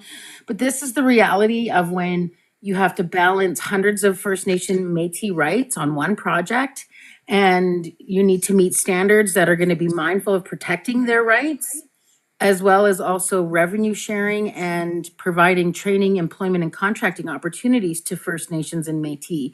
Mm-hmm. And then, of course, Inuit, if we're north of 60. So these are really important discussions. And I'm so glad that the previous speaker brought this up too, because when we stand in solidarity, we have power. And so many Canadians don't understand that the influence that Indigenous rights can have. Oh, Instead, absolutely. they've been taught to fear us, right, or to disregard us. Well, and And if you care really, at all about the environment, I think that it's real, like that's right on par with what the Indigenous, absolutely. way of life. So they are our protection in a lot of ways. They're and I don't want to lose that. And I worry with PP that we could lose that because he wants to cut the red tape. Guess what the red tape is? It's us. Yep, absolutely. Okay, We you're know the what the red red in tape the is. red tape that he wants to cut. He wants I to knew cut that from red the, as in natives. exactly. And I knew That's who he that wants to cut. Kenny brought it up first in Alberta here. And I knew right away that we were the red tape in the Red Tape Reduction Act that they actually implemented here in Alberta. Yeah. And so as soon as we get rid of that regulatory oversight, you get rid of the duty to consult, which Our takes the protections. Indigenous conversation out of the equation. So I'm hoping that more people realize that that most of these conservative type leaders want to remove us from the conversation, and Well, that exactly. removes everybody. They want the control themselves. Here's a problem, though, and it's a big problem that you will not find out about from Canadian Miss Media, which is what we should all be calling the broadcast media. And there's an obvious symptom of it. If you remember when Lindsey Graham was talking about how much mineral value was in Ukraine, he comes up with a number like $13 trillion US. And then a few months later, it's 2.7 trillion. And then Trump is out there signing a deal for 500 billion. And now it looks like he's signed a deal for like 300 million. Now, everyone needs to understand that resources are no longer a thing. That just isn't a thing in the modern world. Like, those values don't exist. If you look at the prices of metals, they're all going down. Even though many sources of them, like Russia, are being cut off, the prices are still going down. Now, the only explanation for that, and it's simple, is technological. Metals recycling has made metals cheaper to recycle than mine in every sector. Like, if you look at something like the Apple Watch X, it is 100% recycled material. They make it out of the junkyard. So that's devastating to the mining industry. Second, new materials like carbon nanotubes and carbon fibers and sodium ion batteries.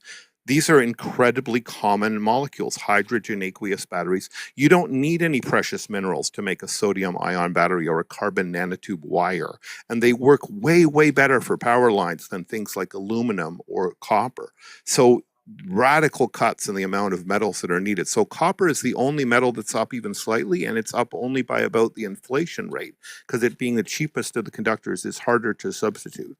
And the third is better designs, including ones that are being pumped out by AI simulations that use less and less and less of these strong materials to get the same overall strength result in something like a bridge design.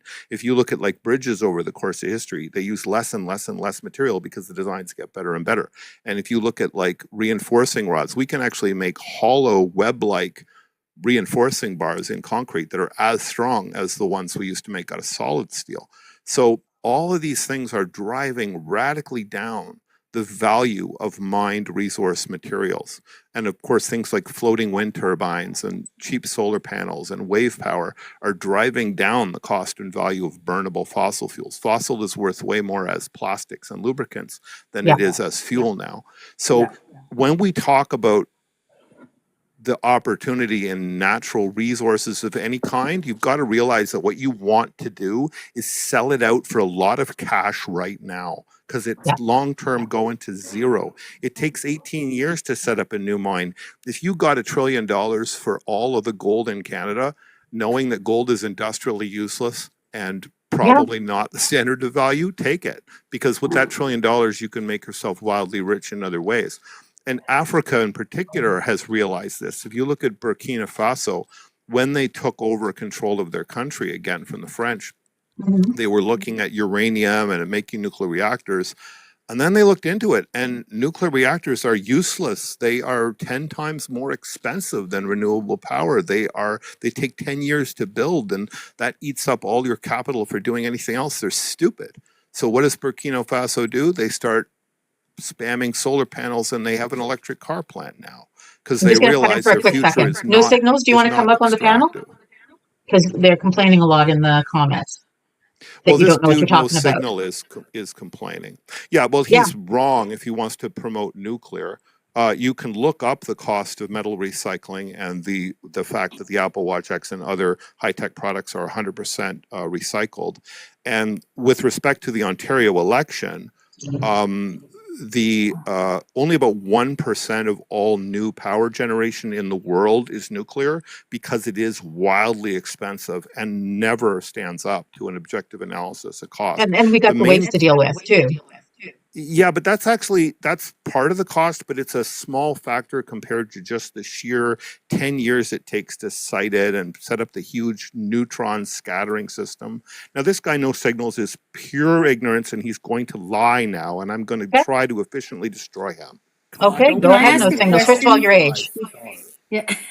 Let's start with your age, No Signals. Poison the well. Don't poison the well. No Signals. No Signals. I can barely hear you, and I also need your age before you start. Hello? Can you hear me? I can hear you, but you sound like you're from a distance. What is your age? Oh, 28. Okay, then go ahead. Oh, Con, don't poison the well off the get-go, by the way, bud. You are the poisoned well. Spit your poison and let's hear it. Okay, we're not going to have personal fights. Just name your facts, No Signals. Okay, so he started with the Apple Watch, about recycled materials. That's the frame, the chassis, the aluminum chassis of the watch. Yeah, aluminum's a highly recyclable material. Of course, it's recyclable. It doesn't matter. It doesn't mean that we still don't mine it or take it from the ground or make it. That's crazy. You said that it affects the industry. I don't know how you can improve that. I don't know where your source is. Nuclear energy. Nuclear energy is very what's the word? Effective. It's very costly at the get-go, but it pays for itself within the decade. Easy. Every time. There's a reason why France is almost all nuclear powered. Canada, Ontario is almost all nuclear powered, and hydro, obviously. But like, I don't know where you get this. I don't know where you get this claim from, where nuclear energy and recyclable materials lower the cost of.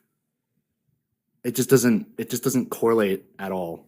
You can prove the commodity cost of metals is clearly down, and anyone can look that up. So you're just wrong. Yeah, there. but your regard to the watch, let me answer the factual points here, and then you can return to ideology. The watch is not just recycled in the aluminum casing.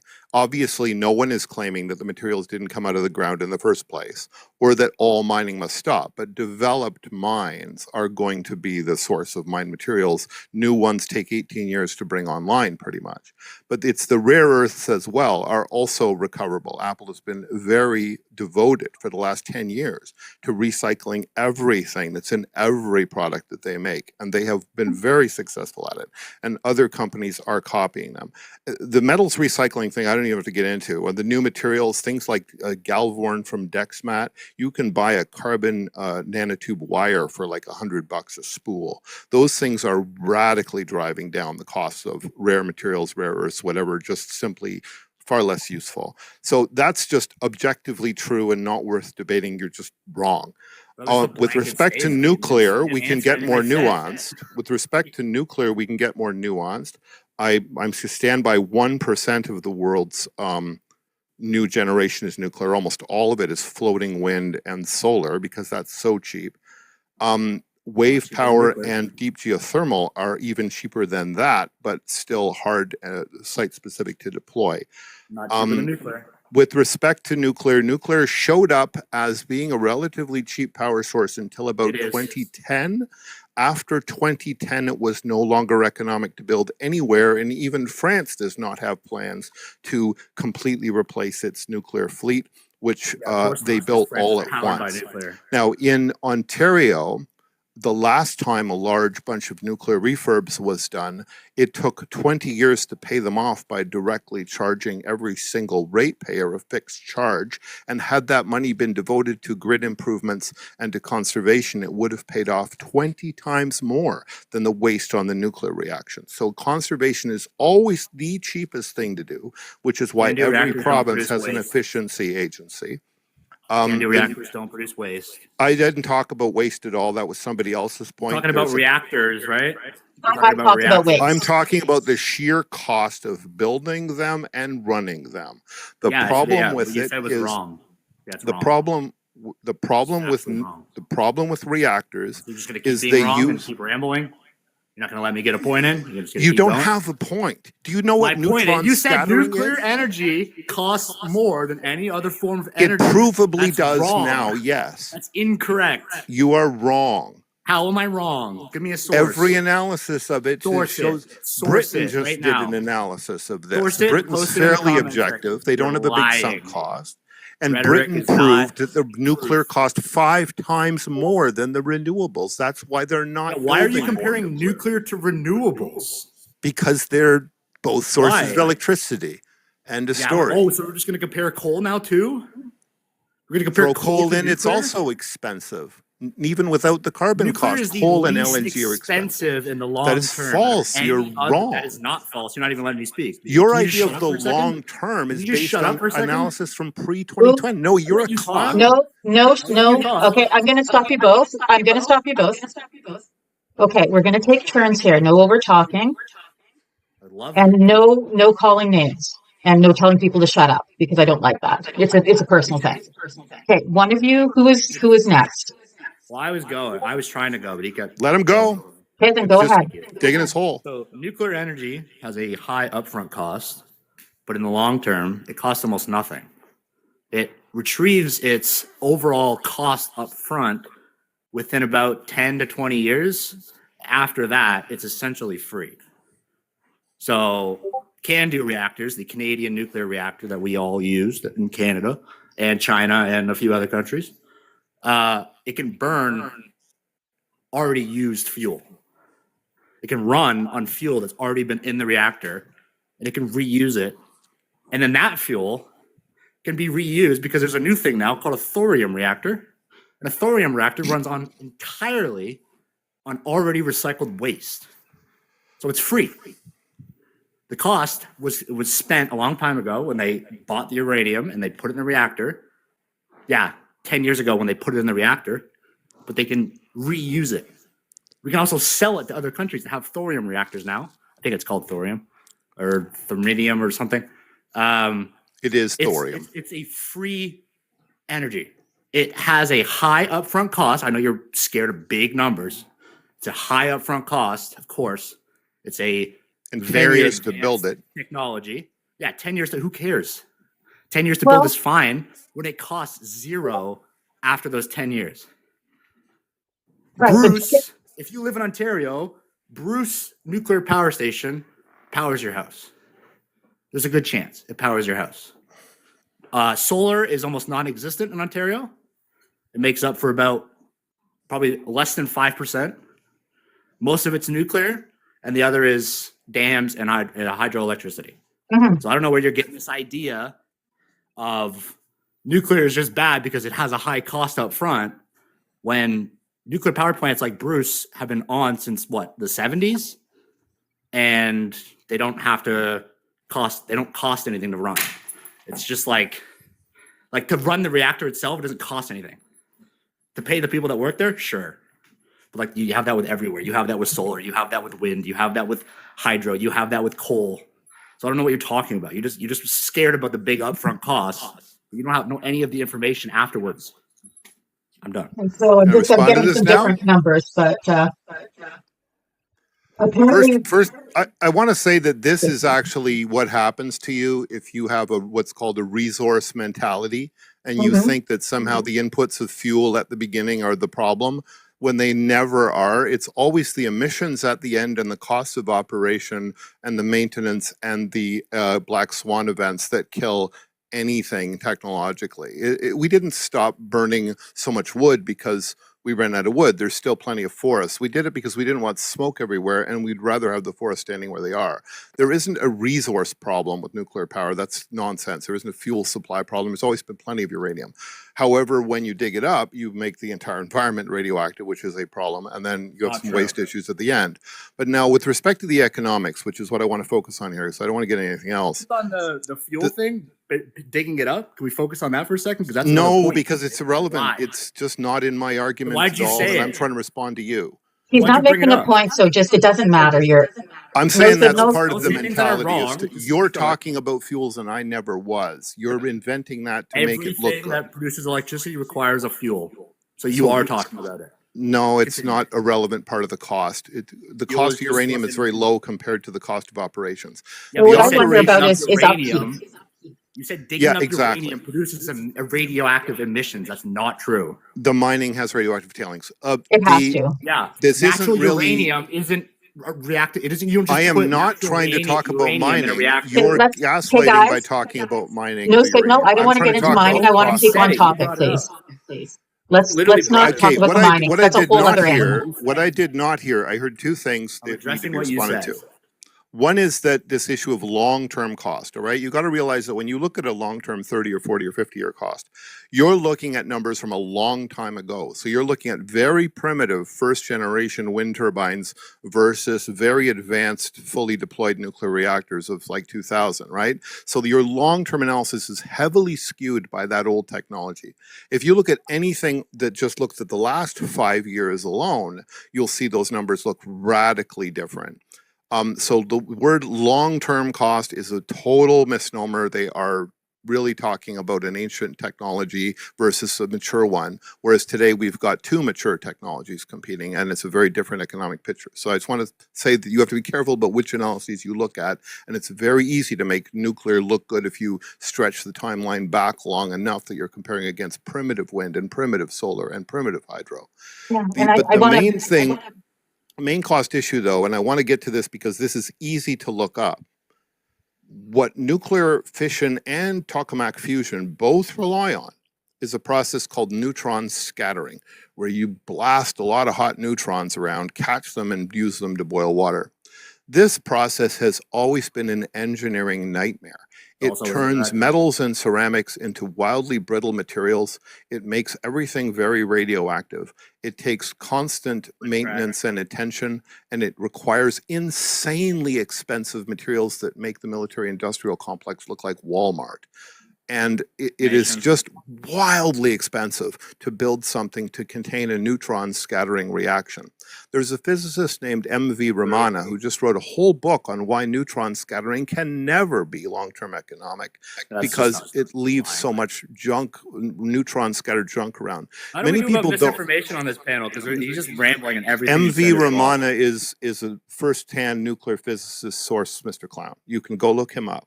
You're calling me a clown, but yes, you're wrong. I am. I'm trying to tell you why you're wrong, and you continue rambling. You don't have a first-hand source, and I just gave one. You've already moved your goalposts. I told everyone to look up what neutron scattering is, and you don't even know what it is. Neutron scattering is not the way that you described neutron scattering is not what happens in a nuclear reactor. There is a neutron scattering association of Canada that can describe it more clearly. Do not bombard a reactor. You're talking Can I ask a question that is on topic but off topic of you two? What about two questions I have when nuclear comes up, because this is getting too technical for a lot of the people listening, I think. But two questions that come up for someone non-technical, like me, is what is required to keep it safe, meaning keep all the staff safe and keep us safe from a nuclear incident, frankly. We've seen it happen. And how much you're saying that it costs nothing after the 10 years. I don't think that's true because maintenance, like for safety, we have to upkeep. The maintenance is lower than any other coal-fired plant or anything else. Also, for your, you said that like a radioactive incident could happen, like a 3 Mile Island or like a Chernobyl. It's just not possible in a CANDU reactor. But it happened. So how is it not possible? Possible in a CANDU reactor. The reactor that was in the Soviet Union in Chernobyl when it blew up was an RBMK reactor. They recognized the flaw.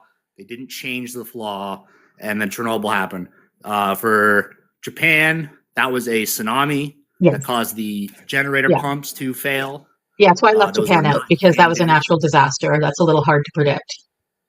But these are not CANDU reactors. These are not Canadian-made, Canadian-designed reactors. CANDU reactors operate on a totally different mechanism than than a regular pressurized water reactor, a boiling water reactor, or a RBMK reactor that uses boron as a moderator. Okay. No, that's interesting to know. Possible. And if all the power goes out, let's say Bruce, Bruce has got 6 reactors. If all the power goes out at Bruce, CANDU reactors automatically shut down. They go back into the reaction stops, effectively stops. And if there's no water flowing through the reactor, well, there's a thing called natural circulation where it doesn't need any electricity, doesn't need any pumps. The reactor will cool itself via this natural circulation that they implemented in the reactor. It's one of the only reactors that has it. Okay. And the cooling, is it with water? Does that create any waste for the water, or is it not? Like I know nothing, so I'm coming from a completely. The water that's in the reactor does not touch. The water is the secondary. Okay. So it doesn't actually come into contact with any nuclear fuel or anything, or radiation. None of it. It's completely isolated. So how much waste is there from a nuclear power plant, and what do we do with it? I wouldn't know that, but I know that there's the waste is stored on site and it's reusable. When the material is stored and it's stored in big concrete, like bunkers almost, the radiation leakage from those bunkers is zero. And what about I have a lot of questions about nuclear, don't mind me. What about sustainability or long term? Like, do we have enough uranium to run it for 100 years, 1,000 years? Like, do we know how? Like, does it take a lot? Canada has uranium as almost unlimited resource. Okay. We don't have to buy it from anybody. We don't have to import it. We have breeder reactors that can make our own. We can make our own reactor fuel in house. Essentially, you don't just dig up uranium and put it in a reactor. You have of course not. There's a process. You have to do what he said incorrectly. You actually have to bombard it with neutrons. So he's talking about breeding.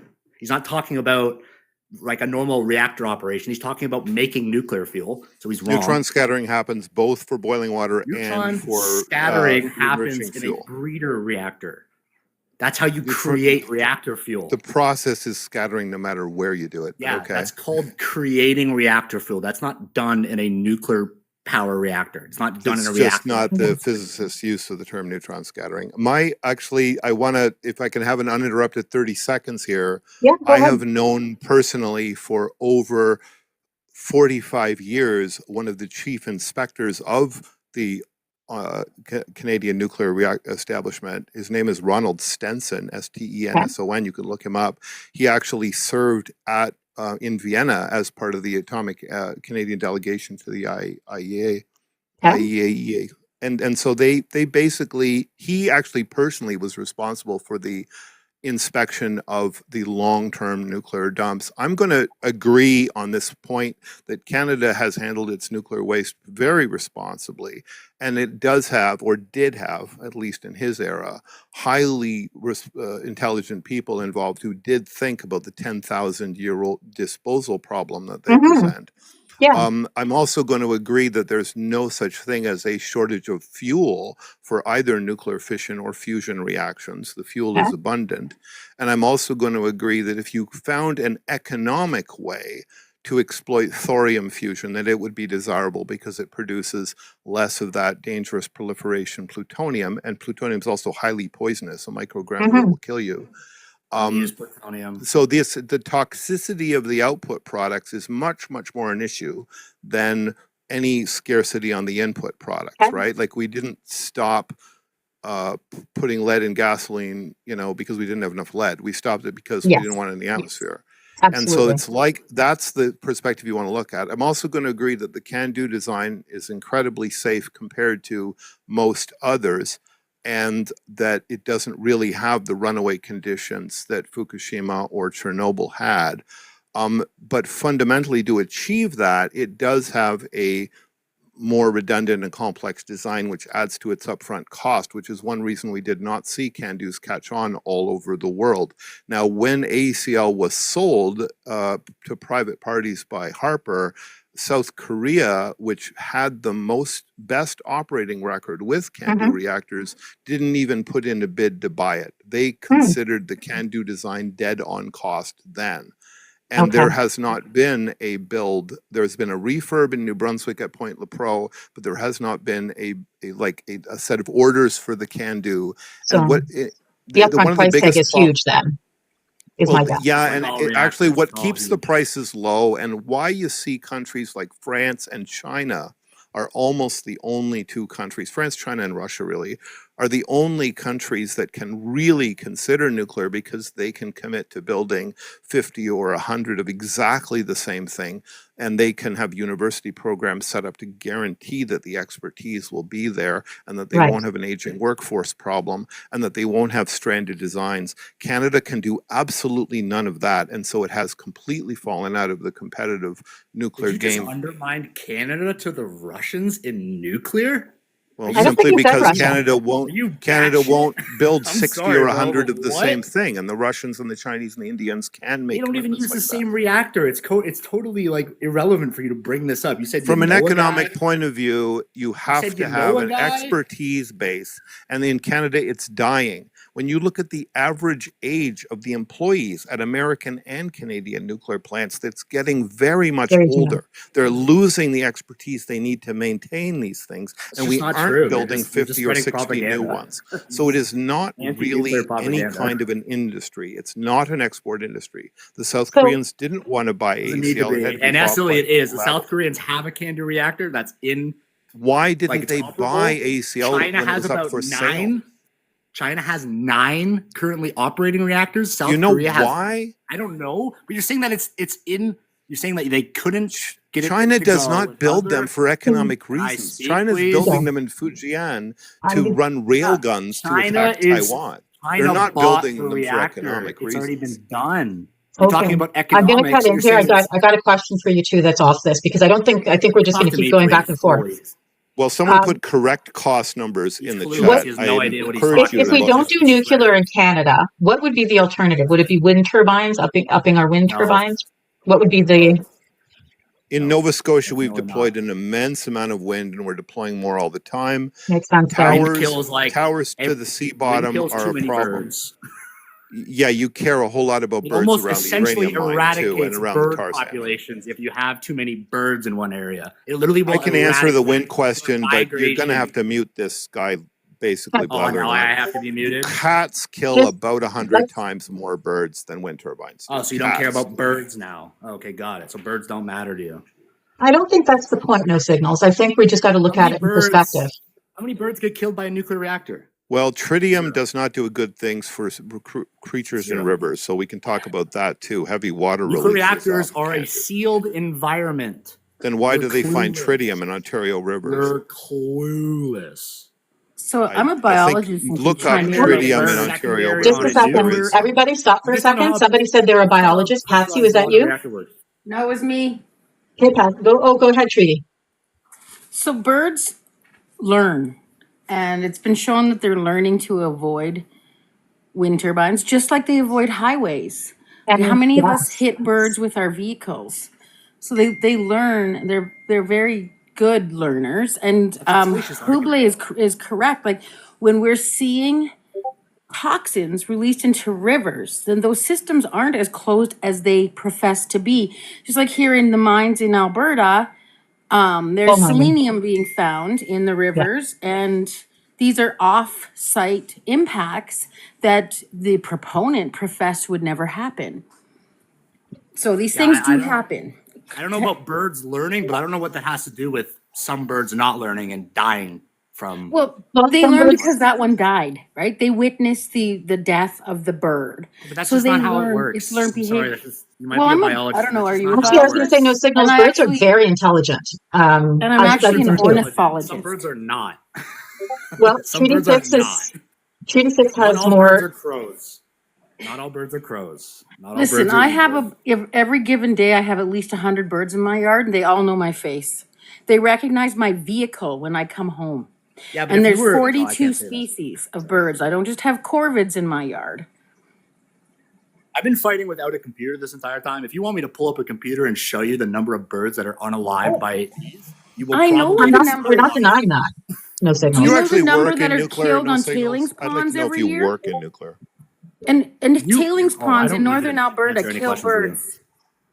Okay, well, you guys don't want to listen. Yeah, you're not want to listening listen to because treaty. all you said is birds are smart. That's not an argument. I'm sorry. Okay, I'm going to mute you for a second. We're going to have treaty talk. Birds are unaliving from wind farms every day. Yes, but birds aren't alive because of many things. What we're saying is it is not an extinction or. Not yet. Well, take the $5 billion you don't waste on nuclear and set up some bird sanctuaries then. Exactly. Right? Every time people talk about nuclear, they use fake statistics that don't matter, and they ignore the cost, the immense cost that they want to put in that could have paid for tons more social services to save people, tons more wilderness reserves to save animals, tons of wildlife corridors restored. Like, what can you do with the 80% of the cost that you didn't spend on the nukes that you because you used the cheaper wind and the solar, or even cheaper hydro from Quebec? You could have done that, but you don't do that. Instead, you're wasting it on a giant grift to keep a dead industry on life support. And then you've just thrown away $375 billion is Ford's estimate for the new nuclear I'm going to make a call fleet. for a moderator. Yeah, I'm here. Okay, can you not let him ramble like that when I make an introduction? Because if we're talking about conversation here and he's rambling and not letting me speak, it's not. You don't get to define what's rambling. You just went on about that sounded birds like and wind information. turbines. I didn't hear rambling. It's personal, but he's just making a different point than what you want to hear. Okay, so it's not rambling, it's rhetoric. It's not rambling, it's rhetoric. It's counterfactual, has no basis in reality, but it's rhetoric. Okay, so then tell us what has a basis in reality. You sound like a Zionist. Do you want me to describe the upfront cost of nuclear and the 10-year cost of nuclear versus the upfront cost of wind farms and the 10-year cost of wind farms? Tell us. Because where you get what years you getting these stats from? 10, shut up, please. Do not tell him to shut up. I really hate that phrase. You can have your minute. Let's give him a minute to talk. Go ahead. No signal. I'm saying it, but he has to respect me and not interrupt me. He's not the owner of this live, okay? He thinks he is. He's not. So now he's saying what I think. You got to cut him off when he starts talking. Yeah, that is unfair. But if you have a point to make this about this, it's Zionist talk is what it is. It's talking like a Zionist. I'm still trying to respond to what he said. No, you aren't. Yes, you're I trying am. to smear me is what you're doing. Cost $5 billion for a nuclear power plant. Okay, what is the 20-year cost? What is it? Answer the question. What is the 20-year cost of nuclear power versus the 20-year cost of the wind and solar farms that you make? Because in 20 years, they all got to be replaced. The nuclear reactor doesn't need to. That is false. The nuclear reactor needs a refurb in about 20 years, and the winds have been lasting 30. It's not replacing, sir. Listen to the words I say. They have meaning. You're being condescending. Lloyd's of London said that the refurb of the Point Lepreau reactor in New Brunswick was, quote, reckless, unquote, because it was an utterly unproven process and they refused to pay for the cost overruns. That's Lloyd's of London as your source for that. The source matters. Lloyd's of London said it. Look it up. Lloyd's of London, reckless, Point Lepreau. Just do a search. What is that? What is that? You don't know what Lloyd's of London is. What's your source, please? Wow. What's your source? Just wow. Oh, that's not a source, bud. I need a source. You're gonna make an argument like that. I need a source. Lloyd's of London is the world's largest insurance market. If you don't know what that is, you know nothing about liability or actuarial risk at all. We're gonna believe insurance adjusters now? Are you crazy? It's the world's largest insurance market. Can I cut in? An insurance not wanting to insure makes sense. I think it says a lot if an insurance company is against something. What a little child to talk about risk and he doesn't know who Lloyd's of London is. Unbelievable. I'm going to mute you for a second because I think insurance is relevant, because if they don't want to insure something, it's because they're not going to win. Does that make sense to you? Like, the insurance companies don't want to take it on. That's one nail in a million nail coffin. It is, though, but it is important. What you said. It is valid. What you said might be true. No, I don't think it's important. What you said might be true. Insurance companies will deny claims and deny things and say things are bad for plenty of different reasons. And I'm going to appeal to Con here because Con likes Indigenous rights and like all that shit. Insurance companies don't give a fuck about the fucking people, and you know this. But you're going to appeal to them like they have some sort of authority on nuclear energy. I think they speak to the level of risk. When you come up with a cost estimate and then it is over by 3 times and you can't collect insurance, that is an economic problem. My question. What is the 20-year cost on a nuclear power plant versus wind and solar? Answer the question. For a plant built today, you can't answer that question. Appeal to authority. A fallacious appeal to authority is appealing to an authority that is not an authority. I have a degree in logic and he's abusing. I'm going to call this topic because we're just getting into arguments about things that nobody else really has any. I just didn't answer to my question. Lloyd's of London, reckless, Point Pro. That's where I'll leave it. That's a fallacious appeal to authority. An insurance adjuster is not an authority on nuclear power. So I'm going to go back to. You have to pay when your cost overrun is. Your argument is a logical fallacy. Okay, topic over. Topic over. We're going to try something else because I don't think we're going to come to a consensus on this, and there aren't a lot of people that have the knowledge other than the two of you to really argue this. I know I sure don't. I'll find another live to rip them open on you. So that sounds like a plan. But let's talk. I just want to remind everybody we've got 24 people in the room right now. Thank you so much for being here. If you're from Ontario, please vote. If you can get out and vote, it would be greatly appreciated. Make sure that your friends, neighbors, and family have a way to get out to vote as well. It's a very important election. I'm not going to tell you who to vote for. I'm definitely myself an ABC person. So whatever riding is best. Let's see what else. If you can please tap the screen. I'm trying to get up to at least 20K. 30 before I leave in an hour would be nice. So please, tapping is clapping. Make sure to gift the panelists. They put in a lot of emotional work, and it'd be great to see them getting some gifts. You can gift us as well.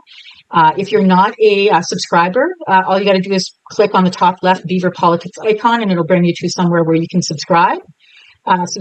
Subscriptions are less than $5, $4.60 something cents, I think. Oh my God. Yeah, so feel free to. We're hoping to get at least a couple of subscribers today. So if you're not subscribed to Beaver Politics, your money goes directly to keeping this channel open and running. We have shows every day of the week now, even during the day on some days, and we're looking to keep expanding and growing. If you look also. Our link tree, you'll find our YouTube link. If you can join our YouTube channel, that's where we back up all of these lives. Go to our YouTube channel afterwards so that they can be put up for prosperity sake if anybody wants to watch them later. And I think that is my spew. Again, tapping is clapping. And share the live if you can. Share it to your friends. That is great. And let's talk about something else. Right now, again, the Ontario election is going on. Anybody wants to come up and talk about Ontario? Because I took pictures yesterday. Oh. Pardon me? I only took 3, but everybody has their back to me because they were all facing the excavation. I couldn't be at the edge. Is that background noise? I don't want to interrupt. Hey, everybody. Falling.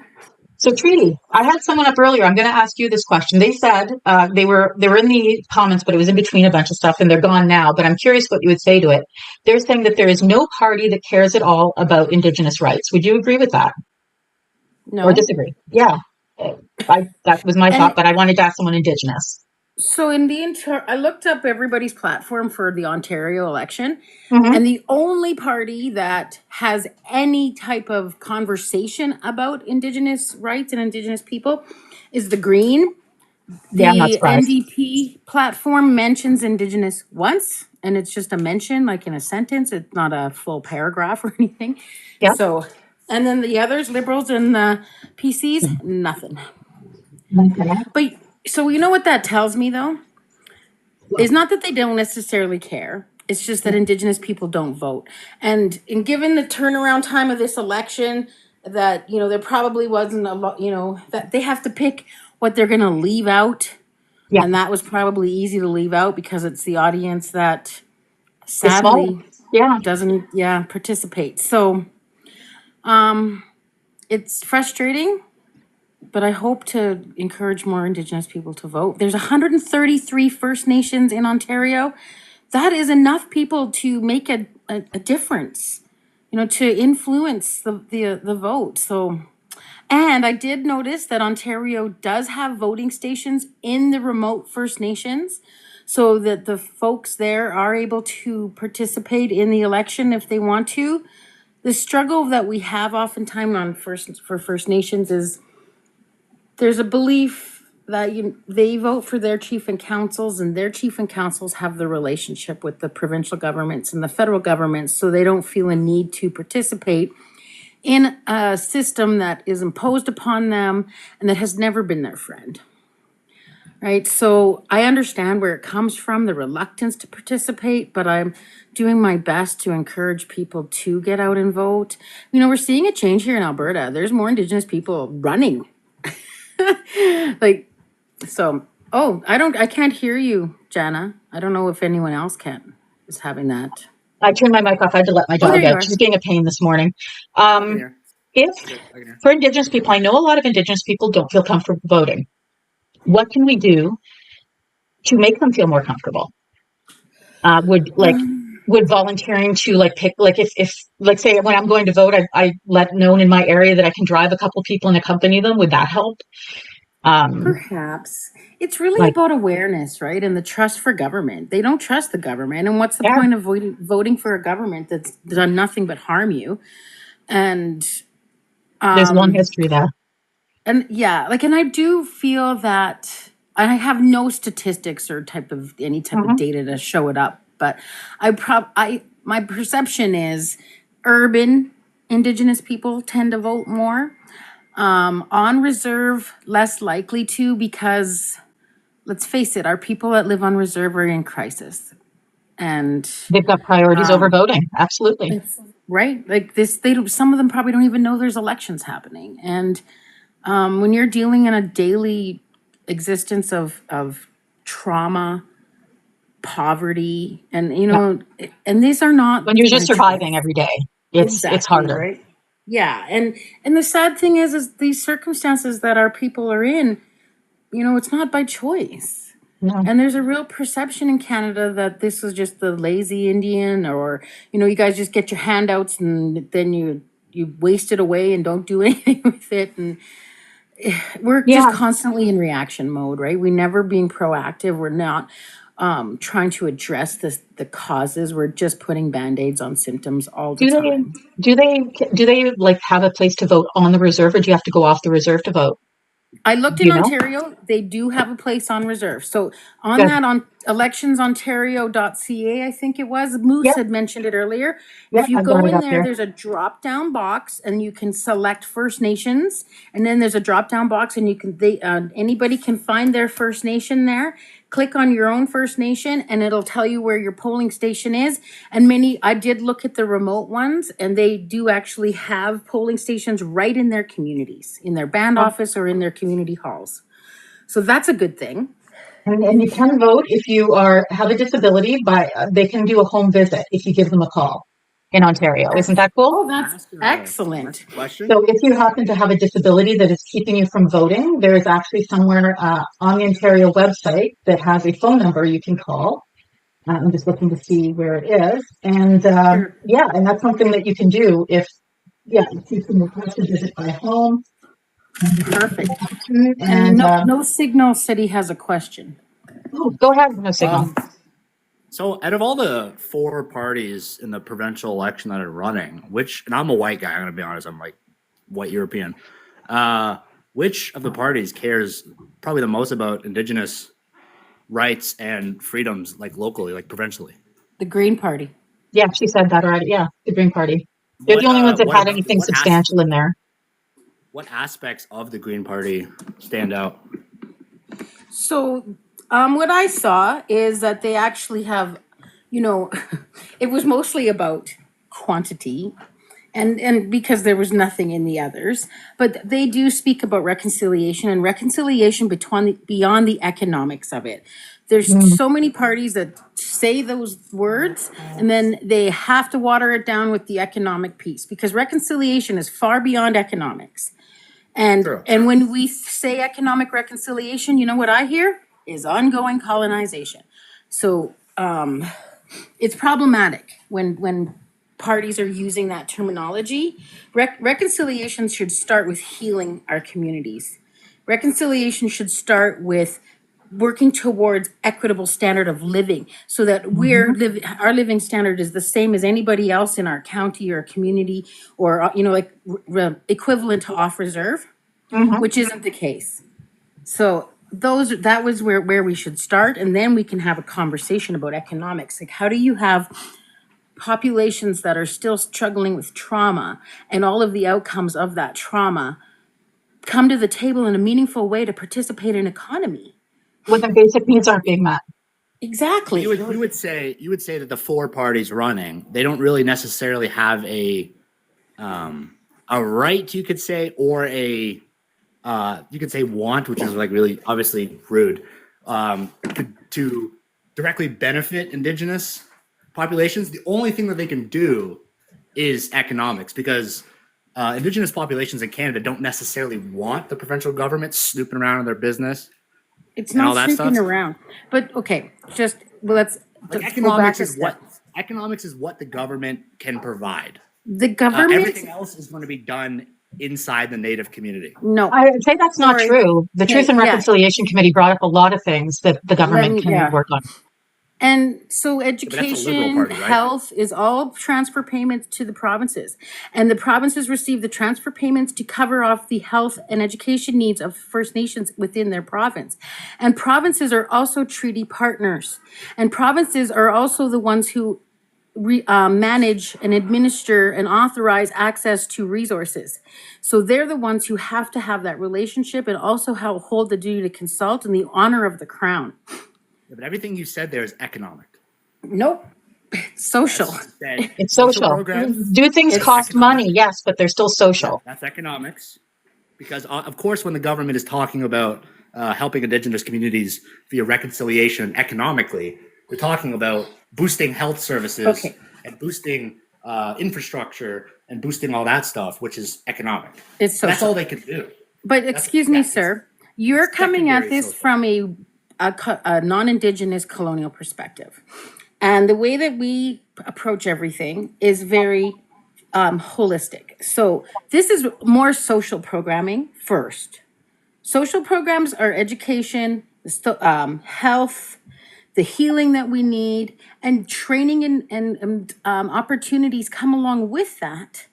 But you're not going to be successful in any training or employment or contracting opportunities when you're not well or you're not experienced. Like, okay, let me give you one example. I'm in Alberta. I worked for a First Nation, and I'm a duty to consult practitioner. So I was working with a bigger pipeline company here in Alberta, which is federally regulated. So the federal government always requires that these companies strive towards training, employment, and contracting for First Nations and Métis. So, but what happens is then they get their approval, they make the commitment to employ, train, and provide contracting opportunities for First Nations and Métis. Then they put the bid out to a prime contractor who then has multiple subs underneath them, and that prime and those subs don't meet those requirements. And then they put barriers in front of our people, like 6 and 1 day turnarounds. So you get to go to work for 6 days and have 1 day off, but you're 2-3 hours away from home. So you don't even go home on that day off, because what's the point? You have to go there and turn around and go right back. And so that is a barrier. People who are green, who've never worked in the oil patch, don't want to go out for away from their home when they live in a circumstance where they have 10 family members living in your house. And all of a sudden you're all by yourself in a hotel room without your community and family supports. And you got to be put on a pipeline project where you're experiencing discrimination and you're green and you're shy and you don't want to ask questions. That is a barrier, and this happens across this land, and that's only one example. I can share many more. Yeah, sure. The government can't do anything about that. Oh, yes, they can, and they do. Yeah, they can. I'm sorry, wait. I'm sorry, you haven't been able to describe to me how the government can fix it. You're saying everything is fixed on a societal, local level. We're talking about let me describe to you. So I can tell you what the Canada Energy Regulator does, and I can tell you what the Alberta Energy Regulator does not do. So even from a social perspective, the Canada Energy Regulator conditions projects like the Trans Mountain Pipeline, KXL, those all had conditions on them for employment and equity, but also contributions to communities to address their education needs, such as scholarships, to make contributions to communities for donations to help their communities through whatever type of programming they need to heal. There's also then programs to help people get their driver's license, get all their PPE, get all their certification that they need, like H2S and first aid and things like that. Those are, yes, they have economic implications, but those are social programs that help First Nations and Métis get through barriers so that they can participate in economy and projects meaningfully. Yeah, we got to be talking past each other. I'm saying that the social programs are good. Okay, let's get that straight. Social programs are good for everybody. Everybody's healthy and able to work. That's a good society. It benefits everybody directly. But what I'm saying is as a provincial, not a multinational oil conglomerate, I'm talking about the province itself, the government itself, besides economics and social programs, which is tied directly to economics. It's not untied from it. It can't be severed from it. How do the provinces directly boost the societal issues that are directly affecting natives? Okay, I can talk to this. Which party would be the more supportive of the four? Because I'm completely uneducated on Indigenous issues on a government level. Okay, so and I have 28 years of this, both federally and provincially, but the province I've worked for is the Alberta government. I've also worked for First Nations, and I've worked for Métis, and I've worked for industry. So I have a good perspective on all sides of this table. And what the provinces do, so they actually play as great a role in the relationship and the upholding treaty as the federal government does. Because one thing that a lot of our non-Indigenous countrymen... I'm sorry, is that a good thing or a bad thing? It's fine. It is what it is because it's a treaty relationship. We're all treaty people. But here's the thing that's very different between Indigenous and non-Indigenous Canadians is Indigenous Canadians have a very deep-rooted, visceral connection to land. And the provinces control the land. They control the water, they control access to land, and they control the natural resources. Only do the feds do when it's a major project like a pipeline that crosses borders, or it's a big problem that has multiple jurisdictions, or a big project that has multiple jurisdictions. Then the Impact Assessment Act may be triggered. And then that's a federally regulated project. But most projects in this country are regulated and have oversight from the provinces. And the provinces, in my experience in the last couple of decades, have done their best to break down their regulatory systems so that they don't have to work with Indigenous people. So they're mowing us over, they're disregarding our rights, they're not conditioning any projects to have, number one, the environmental protections it requires to ensure that treaty rights and constitutional rights are upheld. And it also doesn't have any conditions to include that type of training, employment, and contracting opportunity like the feds do. So the provinces are failing Indigenous people and non-Indigenous Canadians every day because they create risk for us. As non-Indigenous people, there's so much risk because we're suing. Indigenous people are litigating against the provinces and the feds every year, like there's new cases coming forward. And guess what, my friend? We always win. We may have to go 20 years to get to the Supreme Court of Canada and spend millions of dollars, but we always win. And the governments, both provincial and federal, are spending your tax dollars to fight my rights. Yeah. Yeah, I mean, I agree, but like it just goes on what you said earlier. The governments in Canada, if that's the way you see things, if that's the way that the majority of the Native population in Canada see things, then there is no reason for the Ontario provincial parties to really go out and try to appeal to the Native population, because the Native population doesn't even, the majority, I'm going to say, the majority of the Native population doesn't recognize the provincial. They don't vote. They don't care. They don't trust them. Exactly. Yeah, So it's a trust thing. Maybe it's they their job oh, to right. explain to the Indigenous why they should give them some trust. Maybe that's what the party should be doing. You're exactly right. But Absolutely. why would they try to appeal in their election to people that don't care? Because they should. Because they should. The government should care. The government should be trying to appeal. Care.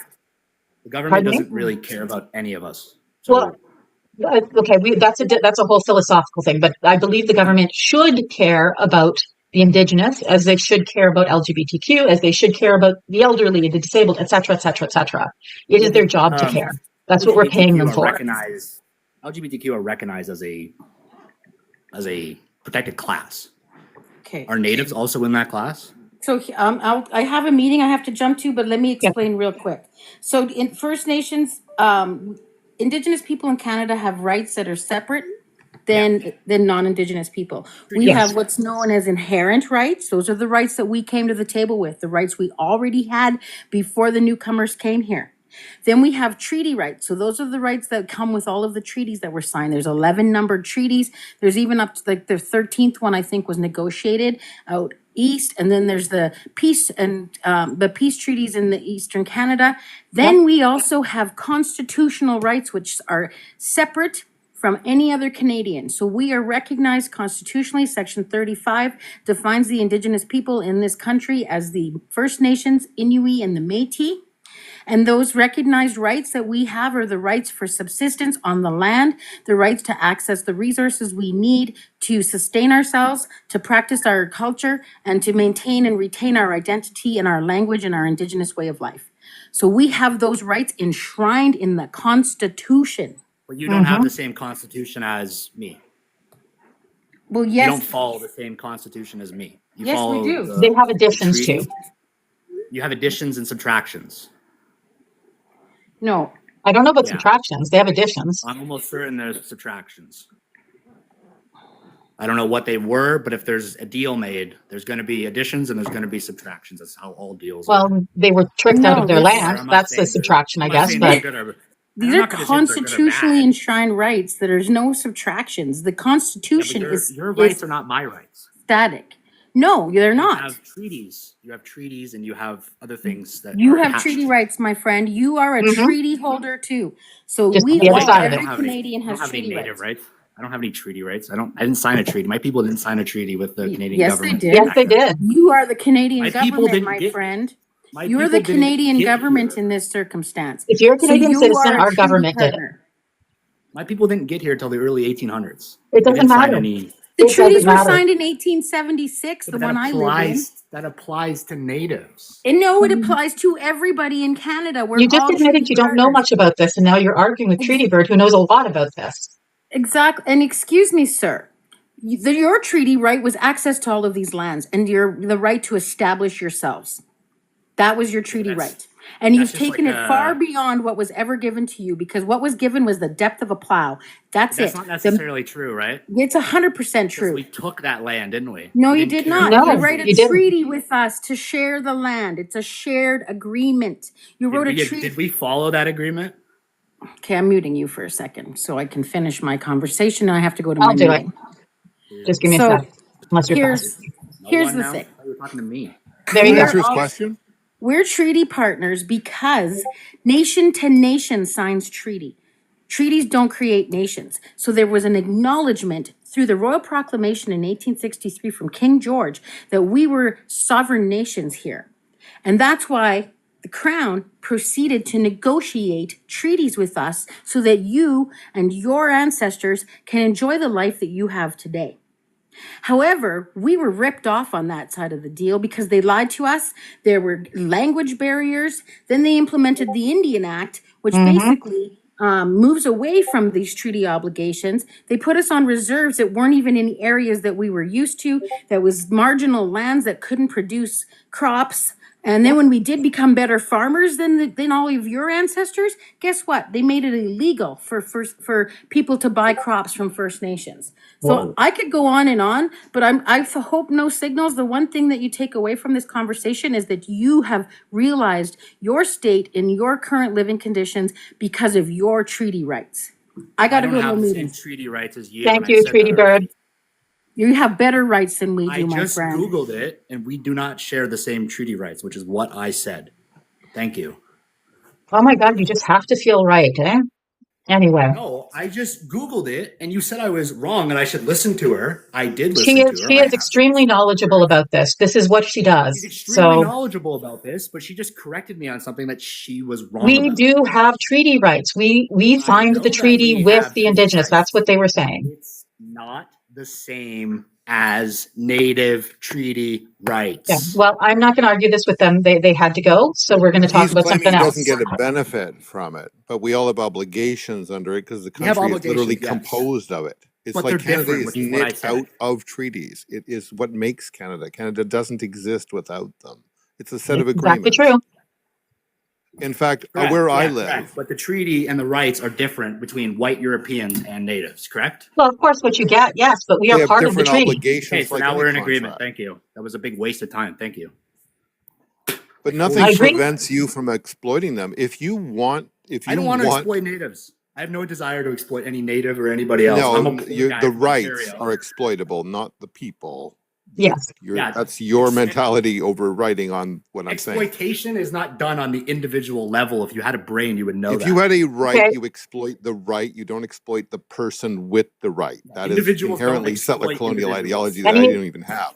So I don't even know no signals. I'm not going to take any more like pot shots. Like don't insult. Debate. Well, it seems like I'm fighting with. I'm going to generally agree with the last speaker, because she's right about the structure of Canada fairly completely. I'm going to recommend a good book, which is John Ralston Saul's A Fair Country. And in A Fair Country, he outlines that Canada begins as a nexus of treaties and agreements, starting with the French. For the first 150 years, we have essentially only very limited skirmishes and conflicts and a very long-term set of agreements with the French. And why are we talking about when the British take over, they take over the same framework. So like in the 1701 Grand Peace of Montreal is like 130 native bands really in 3 broad confederacies all signing a peace deal. And in 1760, when the British take over just after they win it at Quebec, they create the Treaty of Niagara, which is the same people and the same deal. They're making the same deal. So that 1763 Royal Proclamation is not an arbitrary thing. It's actually the culmination of approximately 70 years of work by the French and the English in order to create a common idea of sovereignty. And so that 1763 proclamation recognizes the whole Mississippi River, the whole Mississippi Valley, the Ohio Valley, and the Great Lakes as all fundamentally native sovereign land. It was, and that's why the Americans react so negatively and have their reactionary war, is what we should call it.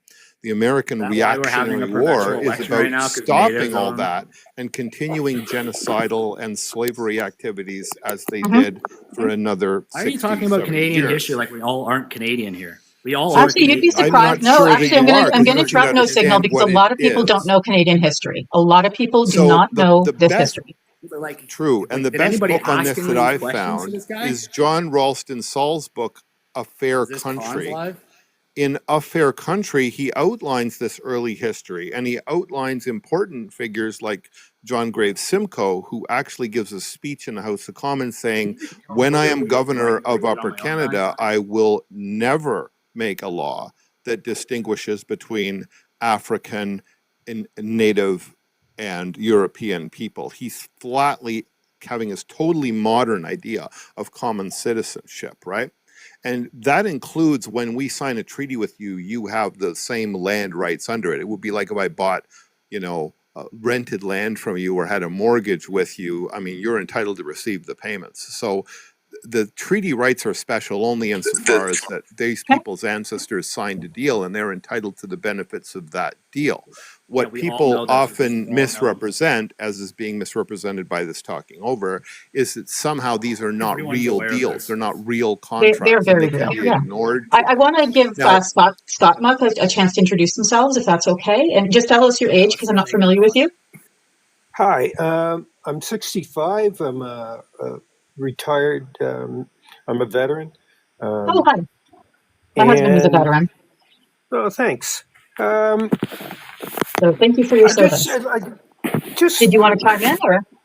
Yeah, I just want to, if you look at this issue with the treaty, think of it as a business agreement or a business contract. If you want to get it back, there's two parties. One party. Each party has to agree to what's going on, and if something doesn't happen within that contract, then there's got to be methods to do it. But if one party is constantly taking away from what is in that contract, and there is no repercussion to what they're doing, think of it that way. Absolutely. And the missus, did you want to add anything? Well, I just joined the conversation, so I'm kind of lost in terms of, I'm not the voice that usually speaks to issues on treaty. Treaty Bird just had to go, so we were kind of wrapping it up. Treaty 6 is who I usually is my go-to person lately to get that kind of information. But thinking of it as a business contract, well, I guess that's part of the problem, isn't it? Because that's a colonialistic way of doing the work with people who are trying to come out from underneath the oppression of that. But if they have to dance with the devil, I think the first thing they recognize is not just two voices, right? The nations, there's a lot of voices. There's a lot of voices, and working consensus with a large group of voices, I think, is no doubt a challenge in a system designed not to have voices. Right?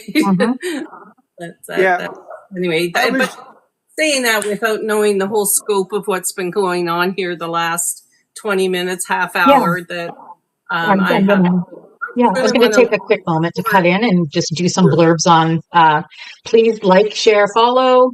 Please tap your screen. Tapping is clapping. Please share this live. We want to get as many people out there as possible.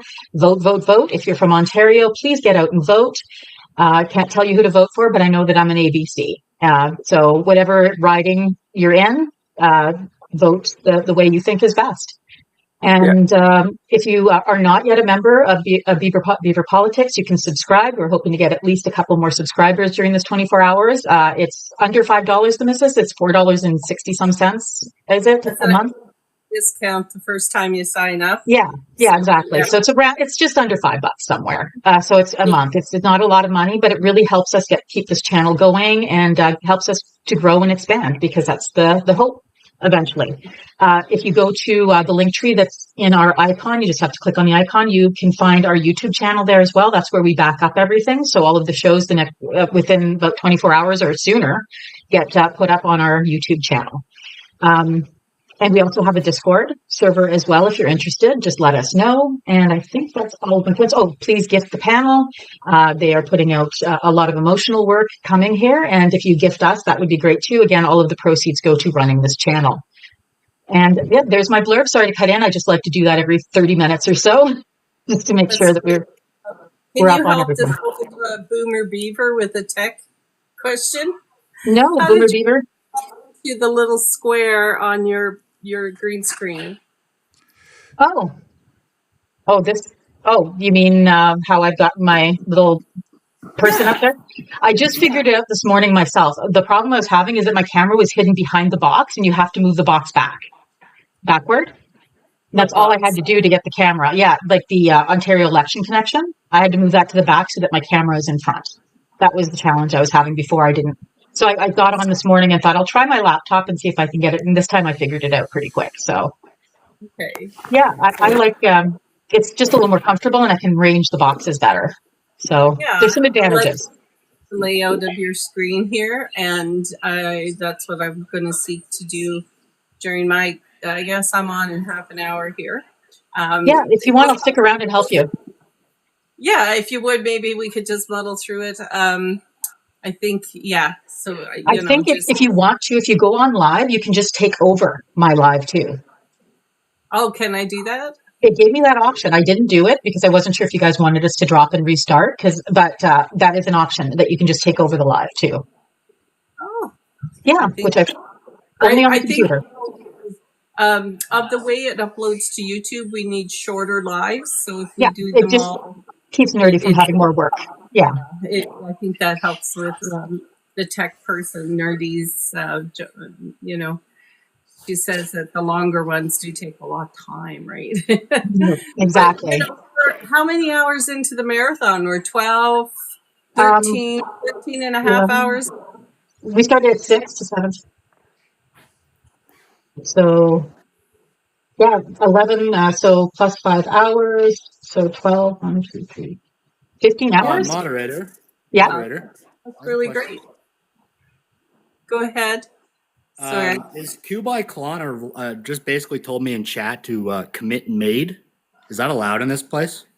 No, we missed that. Sometimes I have to make it assist you because you seem to have a mental health issue that's intractable. Assist me in ending my life? Yeah, that's calls for death. You should be banned. No, I just said I would help recommend it if you needed it. The end of life. You just told me to end my life. It's borderline. I'll admit it's borderline. I'm not going to ban them for it, but let's not do that, okay? Yeah, let's not do that. Okay, we can not do that here. Why we not get in our feelings like a little baby bitch? Okay. See, now you're doing it. But then we also have to ban the constant claims of someone else being mentally ill, right? We have to stop him too. Let's just be fair. No signals. You've just had a lot of things that are rude and a lot of insults too. So let's just stop that. I didn't tell anybody to go and die though. Well, you did because you want to waste $5 billion on nuclear reactors that would have saved a lot of people. So that's going to kill a lot of people. This is a side argument. I don't want it in here. Okay, because we have people. I actually had a genuine question before that absolutely atrocious comment happened in your TikTok live. Do we talk about who we're voting for here? You can. We are just encouraging people to get out in the Ontario election right now. So we're mostly focused on the Ontario election, but. Yeah, that's what I mean. Like, just like specifically in the Ontario election, does the host say who she votes for? I'm not Ontario, so I'm not voting in this election. Not Ontario. No, I'm not. I'm an Albertan. I am absolutely. Some of us are Ontarians. We are doing a 24-hour live, and we didn't want our Ontarians doing it alone, so we took some of the spots. Yeah, I would. Is there a problem with that? What? Sorry? Is there a problem with that? Problem with? Well, you seem somehow off-put by the fact that I'm not from Ontario. Actually, I am from Ontario. I don't live in Ontario. At all. Okay. Not even remotely. Okay. Then I misread that. You could be from freaking United States, Alaska. I don't give a crap. Well, I think Canadian's good, but yeah. Well, I talk about American politics all the time. I mean, hey. So do we. I'd be the same. I'd be a hypocrite if I blamed you for that. Yeah. American politics is affecting us greatly right now, so we definitely discussed that too. I don't usually vote in provincial elections because in my district, there's literally no reason. It's all CPC. It's all Tories. Still worth putting in your vote. I will argue that I'm in Alberta and I never voted Conservative and I probably never will vote Conservative, but I vote every time. I think it's important to get your vote. I'll 100% vote in the federal election. But like, it's just like my district is, I think it's been Tory for the last 40 years. But it'll continue that way if people say that and don't get out and vote. If I could put a little glimmer of hope of why it's worth your while to go out and cast your vote. I live in a blue district federally and provincially. and municipally. Yeah, same. That's literally me too. Yeah, we're in the same boat. But I cast my vote, and they count those votes. And every time there's an election, the left-leaning side parties increase in size, and their voices are getting louder. And it is a glimmer and a snapshot into the reality. Is sometimes, like in my riding, he literally lives 9 hours north of me. Mm-hmm. And I'm in the hub. I'm in the hub of a city that's been split into 3 areas so that the group of people that live in my city have to vote for the north, and my vote gets diluted. And all of the left-leaning votes from this, as in urban areas, often lean more to the left. It gets diluted and watered, but that doesn't mean our voice isn't loud in this area. But it's one of the ways that, politically speaking, let's just say, I think it's like, to me, it's like gerrymandering. It's ridiculous that I'm voting for somebody that I don't even know, right? Because yeah. And they don't spend. I just don't want Doug Ford again. I think he spent a lot of money on stuff that just really doesn't like directly benefit Canadians. Yeah, and I worry about his connections to Elon Musk, like the whole Starlink thing. I think that, like, look what's going on with the Ukraine. Aren't they threatening to turn off their Starlink if they don't give up They actually did that twice during the war. Yeah, like that's that's a big no. Like we can't be connected to someone who's going to for political reasons, turn off our internet. Like that's a ridiculous idea. Yeah, like unironically, a lot of people were unalive because of that happening. They Really? They did it because Russia complained about something and then he pulled the plug. Just in Ukraine, by the way, the Russians could still access it. The strategic war move that was about to take place, where Ukraine was going to attack Russia on the I believe it was, like, Ukraine doesn't have a navy, so Russia, they have to fight the Russian navy from the ground. Oh, the Black Sea. Yeah. So if they shut down, they knew Ukraine was ready to launch this tactical, attack on Russia, and they shut down so that they couldn't use the missiles or whatever was sent over there to do this. So, real life, people died because right in the middle, this conflict, this happened. What power? Yeah. Musk has got a lot of power, and he's got a connection, I'm sorry, to the conservative parties. A strong one. Too much power in a single source is not good. And he's not afraid to use it. He's not even subtle about it. Like, he's right in your face. He's literally an oligarch now. Ford inviting Elon Musk in to have control over our election machines. And I say our because what happens on the province of Ontario affects the ripples through Canada the same way the United States ripples through Canada. It's that large. That's why Alberta is always upset, right? Because even though they're far away, everything that happens in Ontario directly affects them. So they have, they should have a loud voice, and I mean, they can't vote, but they should, like, JANA, you being involved in this conversation is totally relevant because the way your life and, like, all of our conversations across Canada, look what Doug Ford's doing with healthcare. Look what's happening in Alberta with healthcare. My dad still lives in Ontario too, so I've got a stake in there, like healthcare is I got important. family in Ontario and Alberta, and they're both in rural areas, so I know where you're coming from. Yeah, actually, I got a lot of family in Ontario, so it's it's important that they have their internet and their healthcare. Like Starlink makes me very nervous. I think like what he's done at the Ukraine should be an absolute tear up the contract no for Ontario, and the fact that it isn't, I find very disturbing. He said he was going to, and then Elon, they backed off on the tariffs temporarily. The tariff threat's going to keep continuing, and it'll keep getting pushed, but it's going to continue because Trump is honestly erratic, unpredictable, and I think he might have dementia. And that's just a personal observation, but I think there's some mental. You're 100% right. There's got to be something. He's deteriorating. There was a photo of the Queen before she passed. And she had I saw this on Twitter, so don't put any actual thought into this, but she had a bunch of bruises on her hand before she passed. Trump has the same thing now. Yeah, no, he's mentally like, I mean, you can't diagnose him without being there, but there's signs. There's some definite signs of dementia going on. That we can say. He's not the same Trump from like No. the early 2000s. No No. shot. And he was always a horrible person. So I'm not saying that he's like he's terrible because of it, but it doesn't help because it just makes him more unpredictable, frankly, more angry, I think, and more erratic. Yeah. It makes him very aggressive. He's very aggressive this time. Did you see him attack that governor? Yeah. The governor of Maine? Oh my gosh. If anybody in Canadian Parliament did that, it'd be over for their career. Well, it seems Trump can do anything, frankly. Oh, he can do whatever he wants. MAGA loves it. Yep. They just eat it up. The more out there it is, the more they seem to love it. Yeah, maybe taken a seat though, since Canada has sort of galvanized around our new sense of patriotism. Not nationalism, patriotism. Yes. Right? Yes. And that is an important distinction.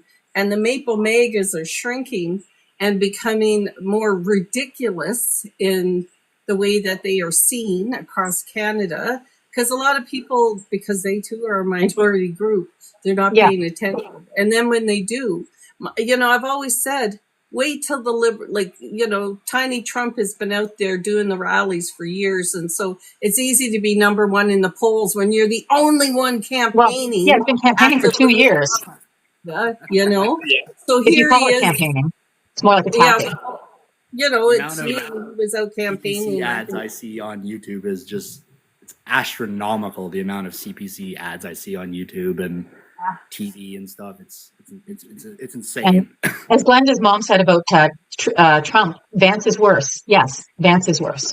So we're in trouble. If Trump passes away, we've got Vance. And I looked into it, and Vance has those 4 years. He doesn't have to call an election.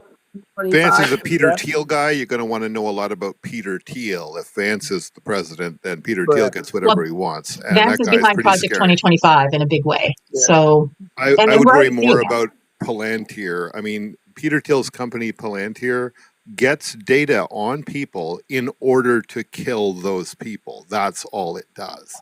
And he now has the U.S. Social Security database.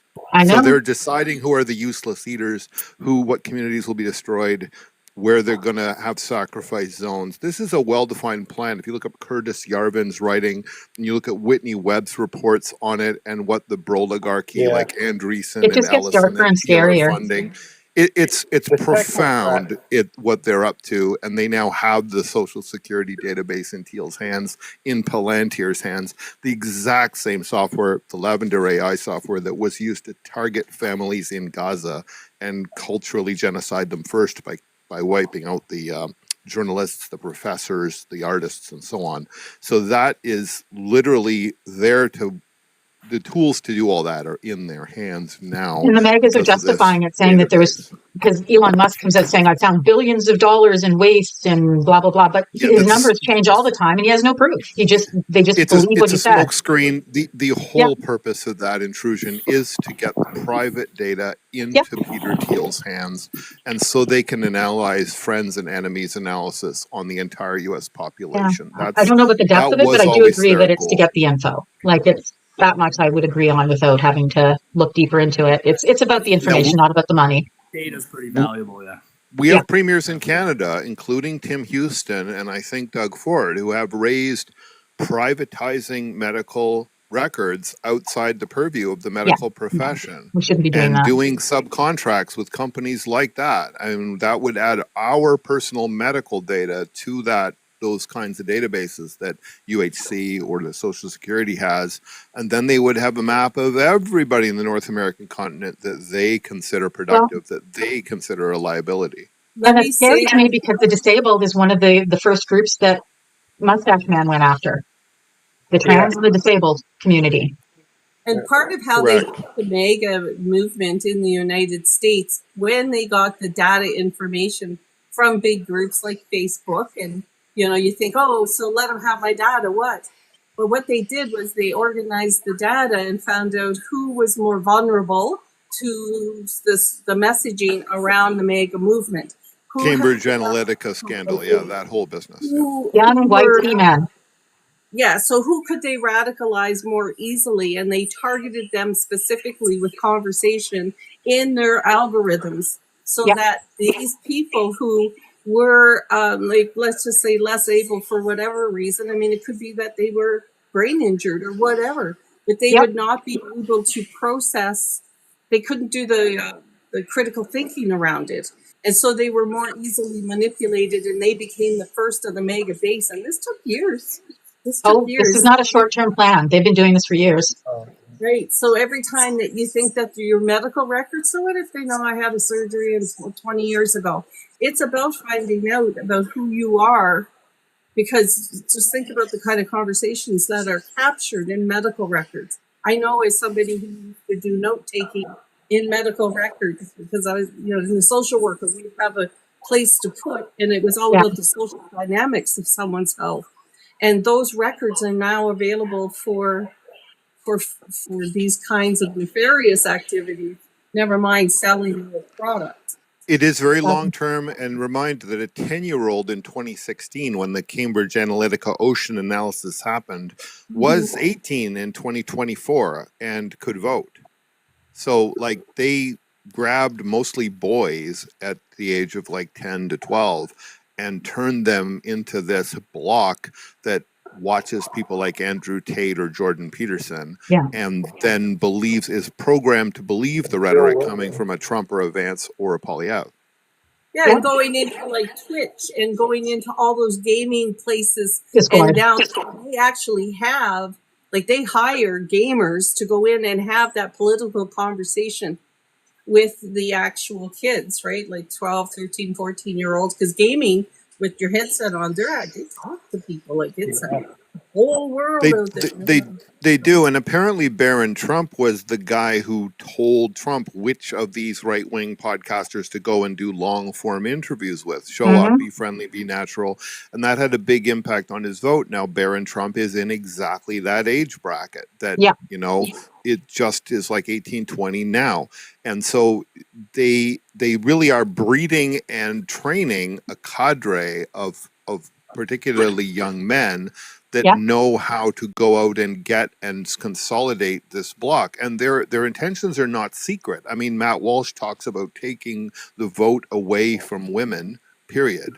J.D. Vance talks about giving more votes to families that have children that the parents, meaning the father, stewards, right, and controls. So they're directly talking about something that is not democracy as we understand it, but a completely different Christian nationalist structured sort of system that would weight much more heavily their sympathizers in the vote and leave them in complete control, given that they would control so many young men and they would have these extra votes or be able to suppress votes so effectively. So this is their vision.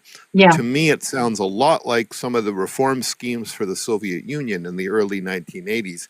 And the country, the USA, looks to me much like the Soviet Union in the early 1980s, with geriatric leaders who are clearly off it, and with an economic prospect that's collapsing, and neighbors that used to be allied with them that no longer want to be connected with them. But if the USA is like the USSR, then we're like Poland in 1990. And about to be very much affected by their collapse. And if Poland had chosen to join the USSR in 1985, it would have been very much in more trouble in 1990 when the USSR collapsed. So they ran the other way. And so we should be running the other way from the USA towards Commonwealth, Latin America. It's my opinion. It's just my opinion, but I think democracy's already fallen in the States. It's done. It's going to continue to get worse, but it can't be called a democracy anymore. I mean, Latin America specifically joins Russia and China, so we probably shouldn't follow Latin America on that. I think we have to follow Latin America on that for that exact reason. China's a great trading partner. I don't know how I feel about Russia because they're with Trump. China's the planetary leader in technology, and it doesn't have imperialistic designs like the U.S. does. So that's a plus.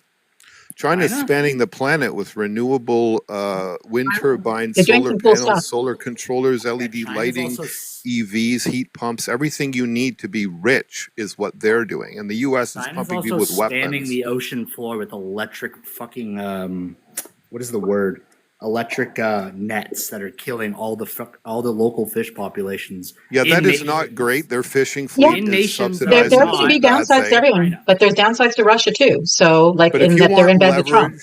leverage, if we want leverage to negotiate things like that with China, we really need to do things like not ban their car exports and not refuse to participate with them on like open source software. No, ban their cars. so what's the alternative then? No signals. We end up literally as a state in your world because we alienate China, India, and Russia. Like you might as well just make us a state. Because you have no alternatives. You have no superpowers that you can make alternate deals with. Nobody's there for you when you get invaded. If China, Russia, and India are enemies or standoff mode, we used to have great relations. Even under Harper, we had great relations. Union does not exist to you? Basically, it's been wrecked by its alliance with the USA. The European Union's broke right now and squabbling and battling and divided. $19 trillion GDP every year. And I argue that we need to trade with both the European Union and China. Why are we cutting ourselves off? By all means, make a trade deal with the EU and get a nuclear guarantee from France for sovereignty. That would be useful. But don't tell me we want to be close to the USA because it's a giant sucking sound. France, we're part of the Commonwealth. Why would we get one from France? You just don't because England is completely compromised and it's with the USA in all of its global messes. They're not really friends. The Commonwealth should be everybody minus England. England is the problem in the Commonwealth. We have great relations with Jamaica, Australia, New Zealand. Our king is in England. The king is not the power figure, and you know it. The king is our sovereign, yes. Second, Hublé, how do you say your name? Hublé? Hublé? How do you pronounce your first part of your name? Say it like Kublai.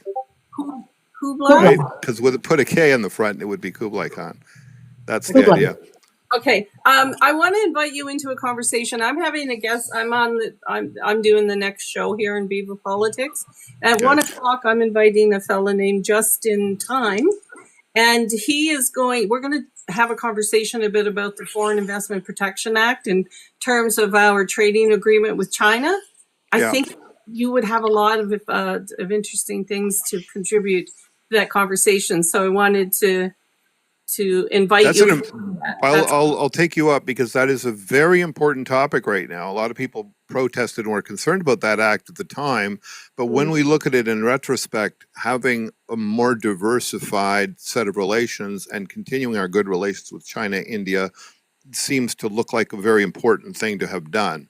So you can re-examine that act now, but the last thing we want to do is cut off anything that we have going already with the Europe, with Mexico, with Japan, with Australia, with China, with India. We're going to need all of their assistance to replace the lost markets and to counter the outright out of control thing that's going on south of us. To keep our sovereignty, frankly, because I would rather suffer and give stuff up than lose our sovereignty to the United States. Okay, I'm going to bounce out, Jana, just so I can go just get ready for the show in 10 minutes. Do you want me to stop at 12 sharp or before then? 5 minutes before? 12 sharp? Yeah, whenever you, like 12 sharp's fine. And then I'll pick up the show from there and away we go. Okay, sounds good. Minutes. And thank you for listening, everybody. Oh, thank you, Mrs. See you in 10 minutes. Going to be the changing of the guards. If anybody wants to come up, if you want to add anything to this for the next 10 minutes, and then I'm going to be shutting down, and the missus is going to be restarting the conversation. Con and moderator, hey Con, if you're worried about American democracy and American democracy failing so much, why would you appeal to and want more treaties and more business done with undemocratic countries like Russia, China, and India? Well, I don't think those are undemocratic countries compared to the U.S. It's all respect. Like the best statistic is if you go look at China, if you go look at represent.us, which is a pretty good reform project in the United States, they've got a bunch of studies and statistics there that show that when the general public wants something done in America, it's no more likely to get done than than nothing. Like, it's basically the influence the general public has on actual laws and policies is zero. But if the elites, the top 1% want it done, then it pretty much always happens. So only when the elite and the public want the same thing does the public's will happen. Meaning the US is a strict oligarchy, right? And it is not actually a democracy. The US has a veneer of democracy like ancient Rome had. It has elections and such. But fundamentally, they do not respond to the public. Now, if you look at those other countries, China, India, or Russia, you will find that the correlation between what the public wants is better than 0%. That is to say, even Kim Jong-un does what his public wants more often than the US does. So it's like one of the least democratic countries on the entire planet. Now, if you've actually read, like India, we're not going to argue that India isn't a democracy. I hope it is. Holy. Well, I'm answering your question, which is the U.S. by those metrics is not. You didn't answer my question. You just said that America bad, China good. I didn't say China good. I said America is the worst. That's the summary of what you said. How America is the worst. Could you appeal? How could you possibly appeal to a nation like China, India, and Russia about undemocratic nations like those? How is India undemocratic? Yeah, India, I don't understand those signals. India is an oligarchy. It's been that way for forever. India more so than the U.S. How long has? I was going to say the U.S. is the definition of an oligarchy right now. Sorry? I was just saying the U.S. is like the definition of an oligarchy right now. You think it's not? The U.S. has its constitution. You mean the one you took off of the website? Really? It doesn't matter. The U.S. Constitution stands. With the present Supreme Court, it's really still a constitution? Okay. Trump can't do anything to the Constitution. I disagree, no signals. I think that Trump is an extreme, not even a risk. He is currently dismantling democracy with Musk. He's trying to, yeah. He's trying very hard, and he has all three levels of government to do it. This is nothing like China. Hitler 53 days, and he's only into 30. Yeah, but this is nothing like China, right? You don't have any rights in China. China is not the big bad guy. China's not the big. I've been spending time on Red Note, and I don't think China's a big bad guy that they've been made out to be. I just don't. Everyone should be on Red Note, honestly. Yeah, I'm talking to Chinese people. Exactly. Yeah, China. I'm talking about the Chinese government. I'm talking about the high ups in the Chinese government. I'm talking about who do you think that government is? Like, who do you think's in that government? No signals. Like, who are the people in it? The humans. The people that are in the Chinese party? Yeah. Who is in the Communist Party of China? In the Chinese party by the Chinese party. The people they're young, right? They could retire literally at 60, except at the very top levels. So they're actually all like what we call Gen Xers. People don't have a choice on who sits where in the Chinese party. They do not have an option. I don't get to choose who the Liberal Party nominates in my riding either. Yes, because that's how our parliamentary system works. If you don't have a problem with that, move. It's our democracy. That's the way it is. And theirs is a different consultative system. And China is more socialist or communist, depending on how you look at it. But there are pros to socialism. I don't understand why a two-party state is so much better than a one-party state. Can you explain to me why a two-party state is better? One-party state, that one party who is unelected decides everything for the people of that nation without their say. And the only way they're in that party, they can all join that party. Then that's what happens in Singapore. It's just like a king. The only way to get rid of that party is to start guillotining people. It's just like getting rid of a king. That's not true. There are actually multiple political parties in China. There's a Peasants Party, and they're in negotiations to let the KMT contest seats. Like when they have members, they don't have members. Those seats that are contested are not contested by the people for the people. They're contested by the government officials that decide. You don't have a choice in this matter. So why are you comparing countries? I don't get to choose who the ruling Liberal and Conservative Party put in the seats here either in a LibCon riding. I get no choice about that.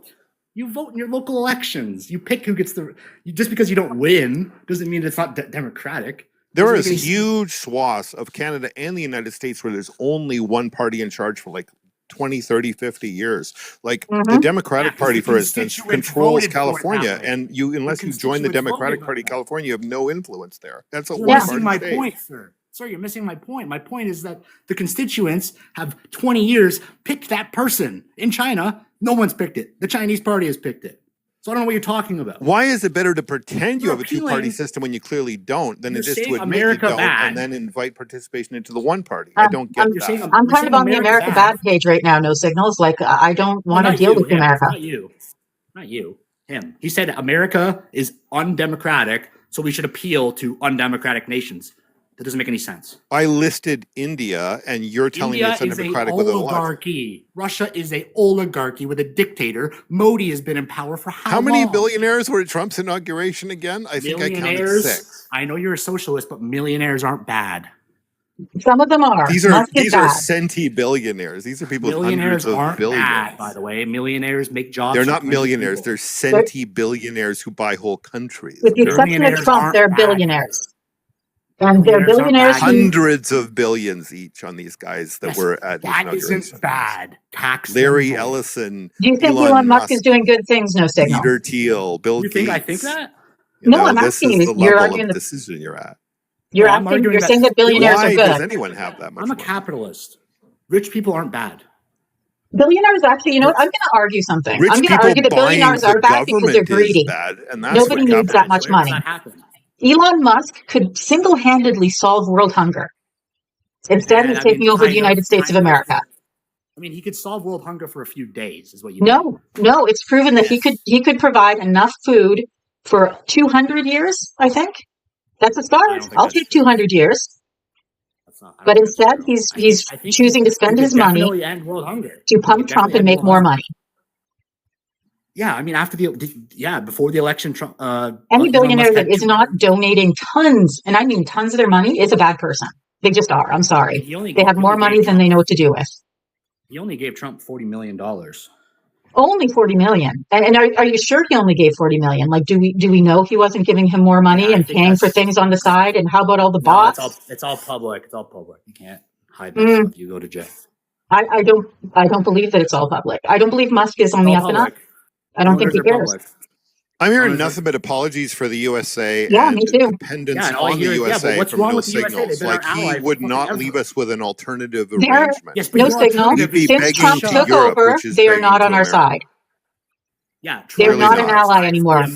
You just said that you've been talking to Chinese people and you feel for them. The China's not that bad, but you're saying Americans are all bad now because of I'm Trump? talking about the government. I'm not talking about Americans. I'm talking about the Now, I government. was talking No, about the government Biden of was China, telling and us then you what to started do talking about the too. people.